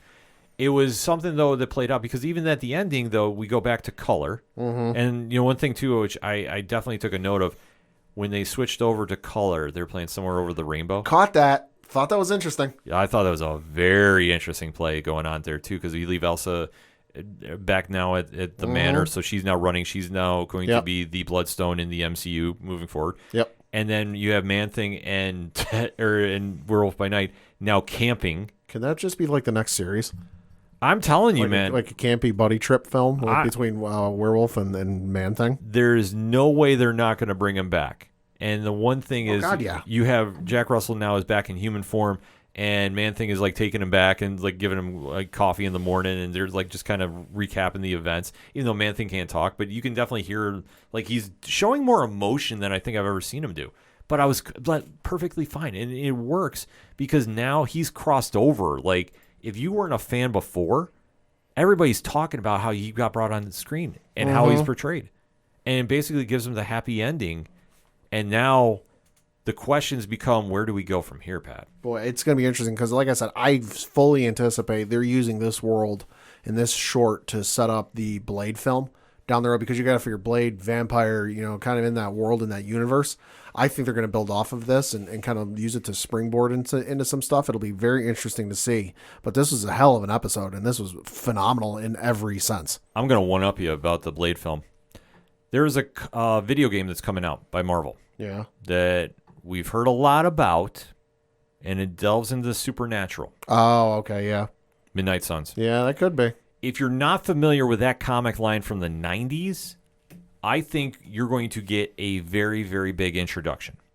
The thing about Werewolf by Night is he can get plugged and played into that scenario. Like, the thing is, he's not exactly an Avenger level type character. He does have some allegiances to the Midnight Suns because from that comic line, they've kind of spawned into their own group or own branding, so to speak. So you can see him there. Mm-hmm. If they really want to go some places, I don't know who else you would introduce. Sure. That's like the horror character universe. You know, like how Universal had like the Mummy and the monster movies. Yeah. Yeah. They might try doing something like that with the MCU characters. They could. There is variations of that. Dracula is in the MCU. They could. And Werewolf by Night would fit in there as well. And then you could even just to kind of bring the audiences in if they might not be so necessarily into the horror aspect of things. You could bring in the not so super powered heroes, like a Kate Bishop, or something like that. We're like, hey, they're still they still have abilities and they're still great, but like it's not a total overpower, fight between the two. Yeah, well, especially if you got Man-Thing in there because he has been featured on a few rosters in the comics universe over time. Never to the Avengers, to my knowledge, but he's kind of floated there. Like I'm sure that he's been in like one of the spin-off groups, but I'm not going to say like full Avengers. But he's one of those characters like you can definitely plug in. Like at one point he was on the Thunderbolts. Now is he going to be in the MCU one? No, not as of yet. Anyway, that would be amazing if they brought him in. He could show up. Oh my God, I'd mark out like a madman. That would be one thing that would get me excited about that movie. But it's a situation now. You've opened that door to the supernatural realm of the MCU. We've only seen this happen a few times. We've seen this happen in Agents of S.H.I.E.L.D. with a Darkhold. We've seen this happen with Ghost Rider. Mm-hmm. We've seen this happen to a lesser degree with Moon Knight. But Moon Knight is kind of one of those characters that can get flexed in there, depending on the story. Blade is another one. So they are planting the seeds for it if they really want to do a Midnight Suns run. I think we're going to see that in some capacity. To what degree, I don't know. I think maybe season 2 of Moon Knight might have Werewolf by Night stop by. I could see it. I could definitely see that. But then again, they're going to go in a lot of different directions. Like, they've gone so far away from the comics, it's hard to predict. Sure. So we'll have to wait and see about that. But with Werewolf by Night, I could see a Blade appearance. I definitely could see that. Depending on what's going on with that script, though. Right. I think maybe the original plan might have had him in there, but now to be determined, ... Either way, they have a big win. Perfect time of year to do this. If they want to do a Midnight Suns one-shot every October, I think that's smart money. Oh, absolutely. I really think that's smart money. If they do it regularly, I don't know. But I do say the more characters you can introduce, especially in this post-Avengers era, which I say post because, let's face it, the original trinity of the group, I don't think we're going to see on screen anytime soon. But I think this next wave, you're going to want to establish as many heroes as you can. Marvel's doing a smart thing with this, and I really think they got a home run here. So I'm definitely saying check this show out if you haven't. It's under an hour, too, so it's a very quick watch. It moves very fast. The cinematography is great. Acting spot on. And this is a different side of the MCU than you've seen before. So definitely make sure to check this out on Disney+. But in the meantime, hit us up on that hashtag ODPHpod. What is your thoughts about Werewolf by Night? Did you love it? Did you hate it? Have you watched it yet? And why not? And what is your thoughts about Man-Thing? Let's talk about the real star of this show, shall we? We're going to take a quick break. We'll be right back.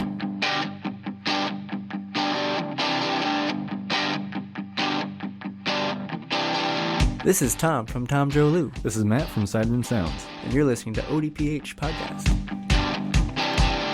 Wanna go where no one knows my name, to the desert, the oceans, or the plains. 'Cause I wanna go. Coming back for the final segment on this edition of the ODPH podcast. Pad, what you got? Got a couple of things to talk about. The first of which is some sad news and some unfortunate news because it was announced a couple of days ago that the great actor Robbie Coltrane, probably best known for his work as Hagrid in the Harry Potter film series, had passed away at the age of 72. And I'm not going to lie, this one for me fucking hurt. Yeah. Because as much as I am a Star Wars fan, as much as I am a Lord of the Rings fan, I would not have gotten into those books were it not for Harry Potter. Because, I know I've said it before, but it's been a while. I did not like reading as a kid. I would do summer reading challenges at the local library, but I would cheat to do that. I'd do choose your own adventure, because they wouldn't check you on it. Yeah. They kind of took your word. Hey, you're a kid. I would check out, choose your own adventure books or something real short and easy just so I could get that little prize or whatever it was at the end of the reading challenge. Pad hustling. Exactly. It wasn't until, the third Harry Potter book was getting ready to come out in 1997 or 1999. No, 1999. It wasn't until right in 1999 when the third Harry Potter book was getting ready to come out and enough people were talking about it that I was like, you know what? Enough people are talking about this and a lot of people like it. I want to see what this is about. And I went down to my local library and I said, hey, I'm looking to read the Harry Potter books, but I've never read any of them. And the lady working there helped me out and she said, oh, well, let's find them for you. Types it up on her, ancient, computer lookup system they had back then. Because, hey, this is 1999. This wasn't exactly the World Wide Web we know today. Looked it up and goes, oh, unfortunately, it looks like they're all checked out. Let me see if we got maybe something sitting in the back. Didn't have anything. Gave me the second book. And she goes, listen, I know this is the second book in the series. You don't really need it. It tells you enough in the beginning to understand what happened in the first one. It doesn't give you everything, but it gives you enough to go on and you go from there. I read it in a day. Damn. And this is me who didn't so I got immediately immersed into this world and loved everything about it. I was on a 10-year journey of my life, from 2001 to 2011, going to the movies, seeing them, when they first came out. So Robbie Coltrane was very much a part of my life for 10 years as Hagrid. I mean, for me, he is Hagrid. There was a long running joke when the first movie came out. He's got a line in the movie where he's got a propriety to spill things he shouldn't and say things he shouldn't say. Mm-hmm. And it's not necessarily he's saying things, there's no filter between it. Oh, there is no filter between his head and his brain, but there's stuff he should keep in confidence with the teachers that he kind of lets slip. And he goes, oh, I shouldn't have told you that. I shouldn't have told you that. Running joke with my parents and my siblings for a couple of years. We'd always just look, oh, shouldn't have told you that. Shouldn't have told you that. So he was very much a part in bringing a huge and monumental influence in my life to life on the big screen. He was larger than life, and very much going to be missed. But it's like he said, he won't be, he was talking about on the Harry Potter 20th anniversary special on, that they did for HBO Max, that he said, oh, my kids will be showing their kids these movies in 50 years. I won't be around, but Hagrid will.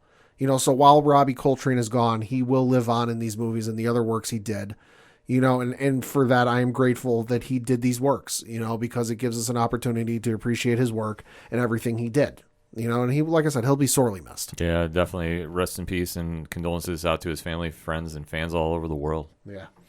Switching over to some Marvel news, we have a replacement for General Thaddeus Thunderbolt Ross. Yeah, this is huge. For Captain America New World Order.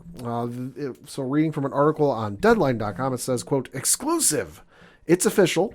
Harrison Ford, Indiana Jones franchise, will be taking over the Marvel role of General Thaddeus Thunderbolt Ross, beginning with Phase 5 title, Captain America New World Order. He'll star opposite Anthony Mackie with Sharia Haas, Tim Blake Nelson, and Carl Lumbly also among the ensemble. Ford's Captain America casting had been in the rumor mill for some time, with the Anklers' Jeff Snyder among those speaking to it of late. While the new film's plot is being kept under wraps, Mackie will reprise his role as Sam Wilson, who assumed the mantle of Captain America in Disney Plus's hit series The Falcon and the Winter Soldier. Julius Onah will serve as the Pic's director. Close quote. He is, of course, he is reprised or taking over the role from the gentleman who passed away. I'm blanking. William Hurt. Thank you, William Hurt, who passed away, a couple of years ago. But huge casting. Never would have thought I'd see Harrison Ford, in a Marvel film. But to the people who are going, well, why would Harrison Ford join a fan base as rabid as the Marvel films? Hello, he got asked questions for the better part of 40 years. Would he ever play Harrison Ford again? I think he can handle Marvel fans. Well, the one thing is about this is, okay, a couple things. One, big signing. Huge signing. Huge. But we all knew that he ran his course with Star Wars. I didn't think he wanted to come back. Mm-hmm. There were rumors that he was supposed to get killed off in the fifth one. That's why he got frozen, and then he came back for the sixth one. And then he got killed in the seventh. Right. So that was the whole thing. I didn't think you wanted any part of it again. So that said, seeing him come back is a big move. Because I was like, not having him picked on my radar. And there's been so many rumors. And I want to stress this too, and maybe I'll do like a little editorial here. Not everybody is going to get casted for every single role out there. Sure. Like I know the fan base is like foaming at the mouth. Oh my God, yeah. Running with just The biggest names for the biggest roles. Yeah. It's like pump the brakes and just wait till you hear an official site post something. Deadline, Hollywood Reporter, Variety. Yeah, and I'm not saying that some of the other ones that aren't verified, get it wrong, but I think there's a lot that are just going out there and you're just hearing so much get thrown at the wall that it's just what's going to stick. And I'm just saying, fans, be better about this. You don't need to go jump to have it to get an exclusive. Like, you're not working for this. Just be a fan and enjoy it. The thing I will say, having followed, I guess you could say, movie rumors, casting rumors for a number of years, these things are never announced in bulk. Yeah. They're announced in pieces. You might get one or two, maybe even sometimes three. But, because I know sometimes with these Marvel rumors, and even hell DC rumors too, they'll list 6, 7, 8, 9 characters and then list all those actors who are going to play them at the same time. And they're for different movies and different roles and different. That never happens. You will never, ever, ever, ever get a film dropped where they announce, or a rumor dropped or something from like Variety, Hollywood Reporter going, oh, here's the 9 people that are going to be the main cast of the upcoming, the new Avengers movie. It's in bits and pieces. It comes out slowly because that's the way the studios do it. Yeah, it doesn't happen that way. So if you see a site out there or a Twitter account or Instagram account or whatever that's listing 8, 9, 10 people that are going to be in an upcoming Marvel movie and they're all different roles for different movies, take it with the largest grain of salt you can. Exactly. So you got to just be careful out there. So that being said, I mean, obviously we heard rumors of this came to fruition, so that's kind of a big deal. Yeah.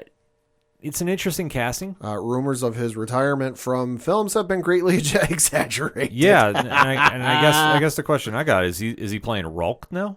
Well, somebody will. Will it be him in the CGI costume? No, but that's the whole thing. Like, I'm surprised they're going there. Because that's the only thing I can see. He is getting up there in age, and it was rumored, that the Indiana Jones 5 would be the last movie he acted in. Clearly not. No, definitely not. So, interesting casting. I mean, I'm kind of very split about it. I've never been a big Thunderbolt Ross character fan. I'm not, but I like Harrison Ford, so I'm all for it. Yeah, Ford in there is going to be interesting to see how this plays out. I'm just curious long term, like what's going to be the plan. Are we going to see Red Hulk or Rulk? I don't want to see that. I'm not a fan of the Jeff Loeb run personally of Hulk. That's just me. But if that's your character, let's talk about it on the hashtag. But yeah. I'm gonna say I'm kind of like it's a big move for Marvel.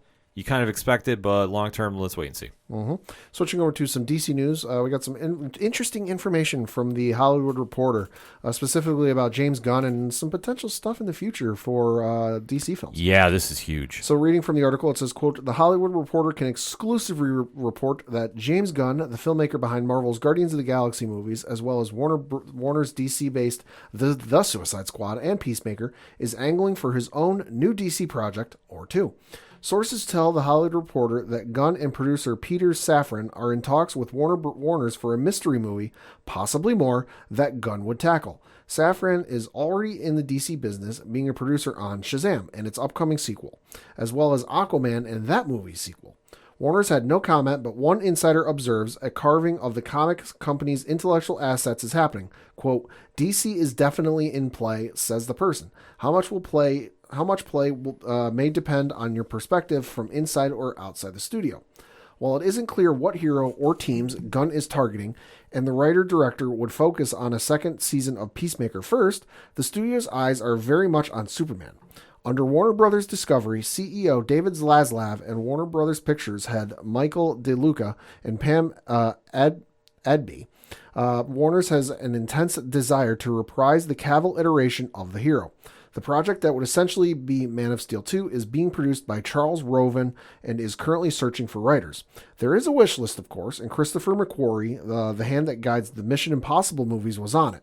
McQuarrie worked with Cavill on the 2018 installment Fallout, but sources say no official outreach has been made, nor may it be feasible as the director is working on the next back-to-back Mission Impossible installments. Johnson, however, has Superman plans of his own and has been very vocal, this being Dwayne Johnson, however, has been Superman plans of his own and has been very vocal about his desire to make a Black Adam versus Superman movie, a desire he has only reiterated more frequently in the lead up to the Black Adam's release. This comes as he talks up the surprise cameo at the end of Adam, with the actor all but stating that Cavill will appear. Insiders are wondering if Johnson's comments are intended to goose the movie's opening weekend box office numbers or to maneuver Superman onto his own chessboard, or perhaps both, close quote. But Ken, there's some more information that you were mentioning. What's going on with DC? Yeah, so coming out of that article, and via fandom too, the Flash 2 script is done. It's already written. Interesting. By Aquaman's David Leslie Johnson McGoldrick. Okay. So if the Flash in its current incarnation is good, they're going to a sequel. They've already got it ready. Oh, it's okay. already sitting in the can. Okay. It was announced that Matt Reeves is seeking writers and directors for the Batman's Rogues Gallery spin-off films. Yeah, what was the one I saw? Professor Pig? Professor Pig. Fucking give it to me. That'd be wild, and I'd be here for it. Scarecrow and Clayface. Okay, that'd be good. Clayface would be a good one. Scarecrow, I don't know. See, I'll get into it when we get done reading about this, because the last one that really caught my eye was Patty Jenkins' Wonder Woman 3 script is expected imminently. That is according to the article via Hollywood Reporter. So there's a lot going on with this. Yeah, there is. So let's break this down in these fronts. Okay, one, Warner Brothers might not have been keen about Henry Cavill, but Dwayne "The Rock" Johnson wants him there. So guess what? It's a whole new era with DC and him involved there. Obviously, we know going into this weekend, Black Adam is coming to the movie theaters this week. So this is going to be a big temp in the room. And another editorial, too, and I said this online, and I'll say this again. There's a lot of reviews coming out early that have varying opinions about the film. If you are really excited about this film, go see it and make your own judgment after. That's what we do here. We give editorials. And we will, like I say, I usually read a quick number to get a temp in the room. Sure. But there's been times that those numbers have been wrong. Yeah. For better or for worse. Yeah. So I'm going to just say this. If you're super excited to go see this movie about DC's now anti-hero, which I agree with Ron from 3FN. He's not an anti-hero. That's never been him until recently. Listen, if you're excited about the film, go see it. And, if you like it, say why you like it. If you didn't like it, say why you didn't like it. Trust me, it's cool either way. But go make your own decision. And obviously with the Dwayne era taking over, because it was announced today that DC head of their film division, Walter Hamada is gone. Yep. Well, yeah, because he'd agreed to stay on through the release of Black Adam, and then he would assess whether he would stay on from there. Well, we're at the release, and he ain't staying. No, it's been widely reported. Deadline's got that article up to that he's gone after 15 years. Yeah, it's crazy. That's with Warner's, and according to the article, 4 years as president of DC Films, he's gone. Yep. So it's a whole new era. Like I said, Dwayne "The Rock" Johnson wants to do a couple things. James Gunn back at it. Yeah. That's a big deal. I mean, listen, for as great as Peacemaker Season 1 was, and for as amazing as the Suicide Squad was, give him the key, essentially do, I think they're doing for him again what they did with the Suicide Squad. They're giving him the key and a blank check and going, what do you want to do? And for as good as both of those products were for DC, I can't fault him for it. Yeah. I got 3 words. I think I know what he's doing. Yeah. Green Lantern Corps. Ooh. I'd be all right with that. Why not? Get a Ryan Reynolds cameo for reasons. Let's get real, folks. Yeah. But no, yeah, even the review thing, I mean, it was brought up by Multiverse of Badness in one of our Twitter chats.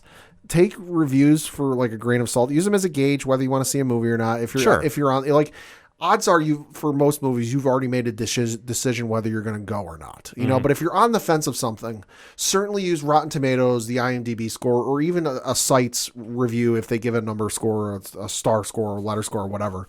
Use it as a gauge, but never set any precedent by it, because as was pointed out by Multiverse of Badness, Roger Ebert gave the 1997 Spawn film 3.5 stars out of 5. Well, I mean, I don't see any faults with that. No, but you're At OD Parlay Hour if you'd like to point out any faults to Ken on that. exactly. No, it's ODPH podcast. Oh, yeah, that's right. ODPH podcast. You can try the old one. I don't think it's still up and running. No. But that's the whole thing too. And you just use it as a gauge and be your own fans and make your own criticisms. Like I know we give a hard time to some people that really go hard in the paint for Eternals. I will disagree with you all day about that, but I respect your opinion. And that's the thing. If you really feel that way about it, then do you. Yeah. At the end of the day, it ain't my cup of Java, so trust me.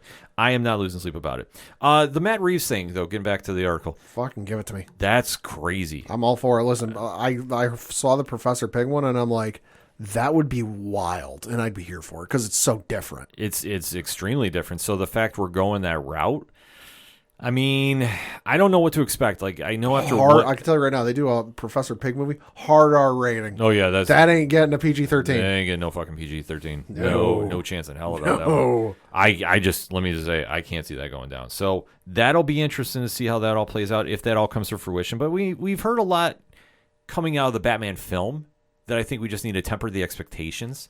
Because there's been, spin-off show here, do this, do that. Until we actually start seeing this, we just got to go in and just be fans. Like, that's the big takeaway I got with that. And lastly, the Wonder Woman 3 script. I'm not surprised at that. I'm not surprised at all. Like, they're going to do a trilogy film. Like, there was no question about it. No matter how bad Wonder Woman 84 was. They were going to do another one.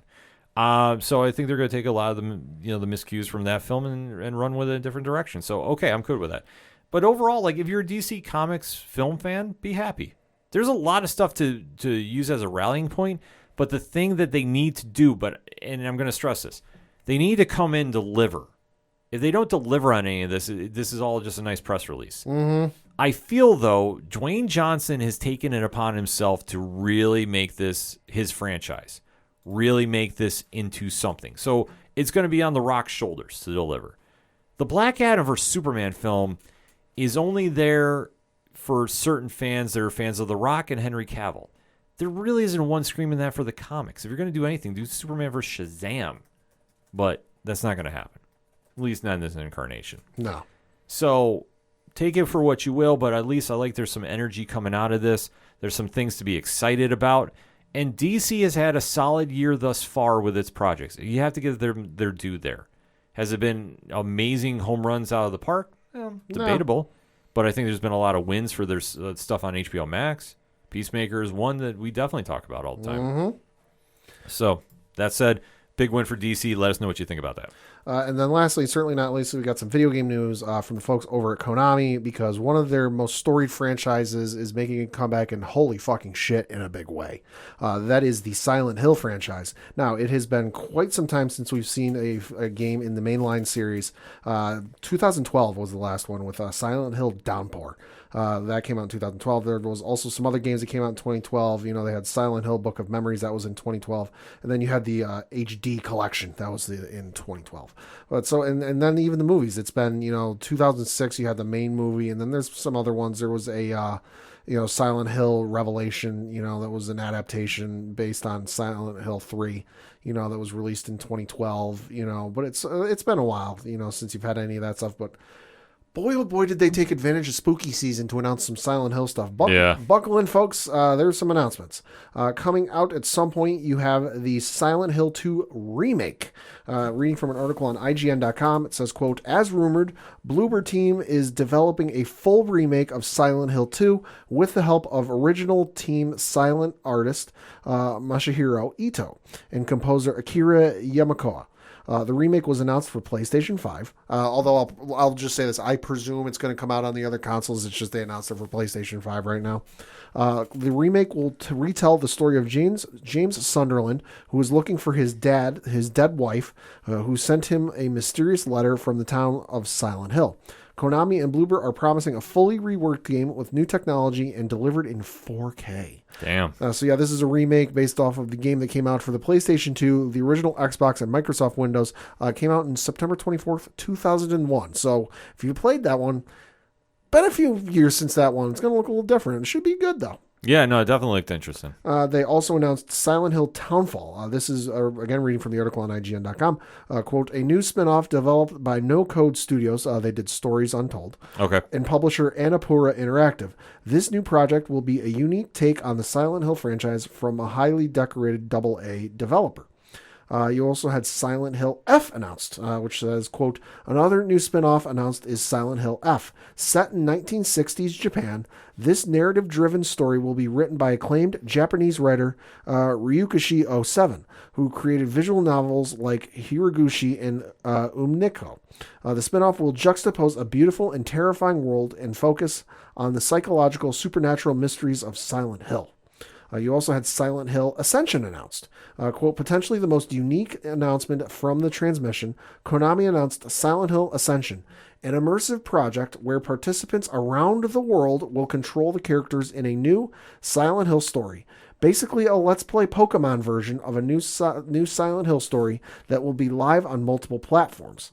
Silent Hill Ascension is a collaboration between Genvid Entertainment, Bad Robot Games, Behavior Interaction, and DJ2 Entertainment, close quote. This one sounds interesting just because I don't think there's ever been anything quite like this ever. Yeah. You know, that it's interactive, people control the whole thing. It's almost like the do you want Robin to die or do you want him to live sequence. Yeesh. That's wild. The fact that they actually made a Pokemon comparison there was kind of wild. Well, there was a thing, the Let's Play Pokemon thing was a live stream done on Twitch. I forget what year it was. But it was, I forget if it was one of the original Pokemon games, Red or Blue, I forget which one.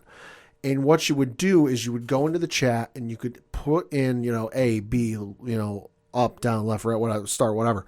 And it would send that button into wherever the game was being played, and it would put that function in. And so essentially, like, people all over the world were controlling this game.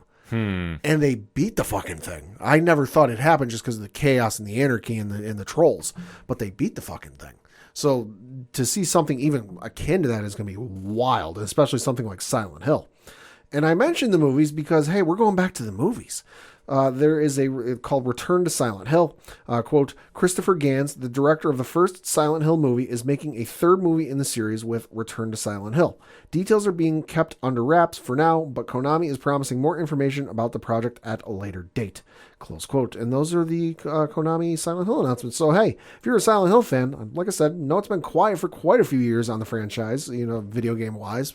Like I said, 2012 since anything came out from the franchise, but they're coming back and they're coming back big. Yeah, no, that's huge news for Silent Hill. Like, I admit, like, they fell off my radar, but it was still something definitely like... I never played them just because, again, horror, anything scares the shit out of me ever since I was a kid. So I never really played them, but I was aware of them. And I'd totally forgotten about them just because, like I said, it's been 10 years now since anything has come out for that franchise, which you got to figure, Christ, I went, 13 years between mainline Kingdom Hearts games, with numbered Kingdom Hearts games. And I was chomping and salivating at the bit for the third one to come out. I can't imagine what Silent Hill fans are going to be like when those games finally come out. Oh, they're going to be out of control. They're going to be nuts. They're going to be absolutely out of control. On my front, one quick news recommendation for this week. Okay. Coming to Amazon Prime Video, or I should say Prime Video is sure. the official thing now. There's a show that was coming out. They had a panel in New York Comic Con. I didn't get the chance to attend it, but definitely caught my eye. And that is the show entitled The Peripheral. So this is going to star Chloe Grace Moretz. You might know her as Hit Girl from Kick-Ass and a few other things. She's great. So this is going to be based off the 2014 book written by William Gibson. Very sci-fi vibe that I saw with the trailer going on with this. So the premiere episode is going to be dropping Friday, October 21st on Prime Video. Okay. Stay tuned to the ODPH social media. Might have something to say about that in the very near future, but definitely going to be talking about this on next week's show. But want to say right now, it looked very cool, and like I said, keep your eyes peeled to ODPH social media for reasons. At the comic shop this week, well, actually, I got a couple picks from Comixology. Definitely want to plug that. I love their line that they do with Comixology Originals, and definitely had a strong 1-2 punch this week. Mark Dawson's Beatrix Rose Vigilante #4 came out. So that is Stephanie Phillips, Valeria Voca, Ellie Wright on the colors. Amazing book. Love this book. Love what they're doing here. Stephanie Phillips does no wrong in my eyes between this and Grimm. two of my favorite books out in the stores right now in the comics universe, if you will.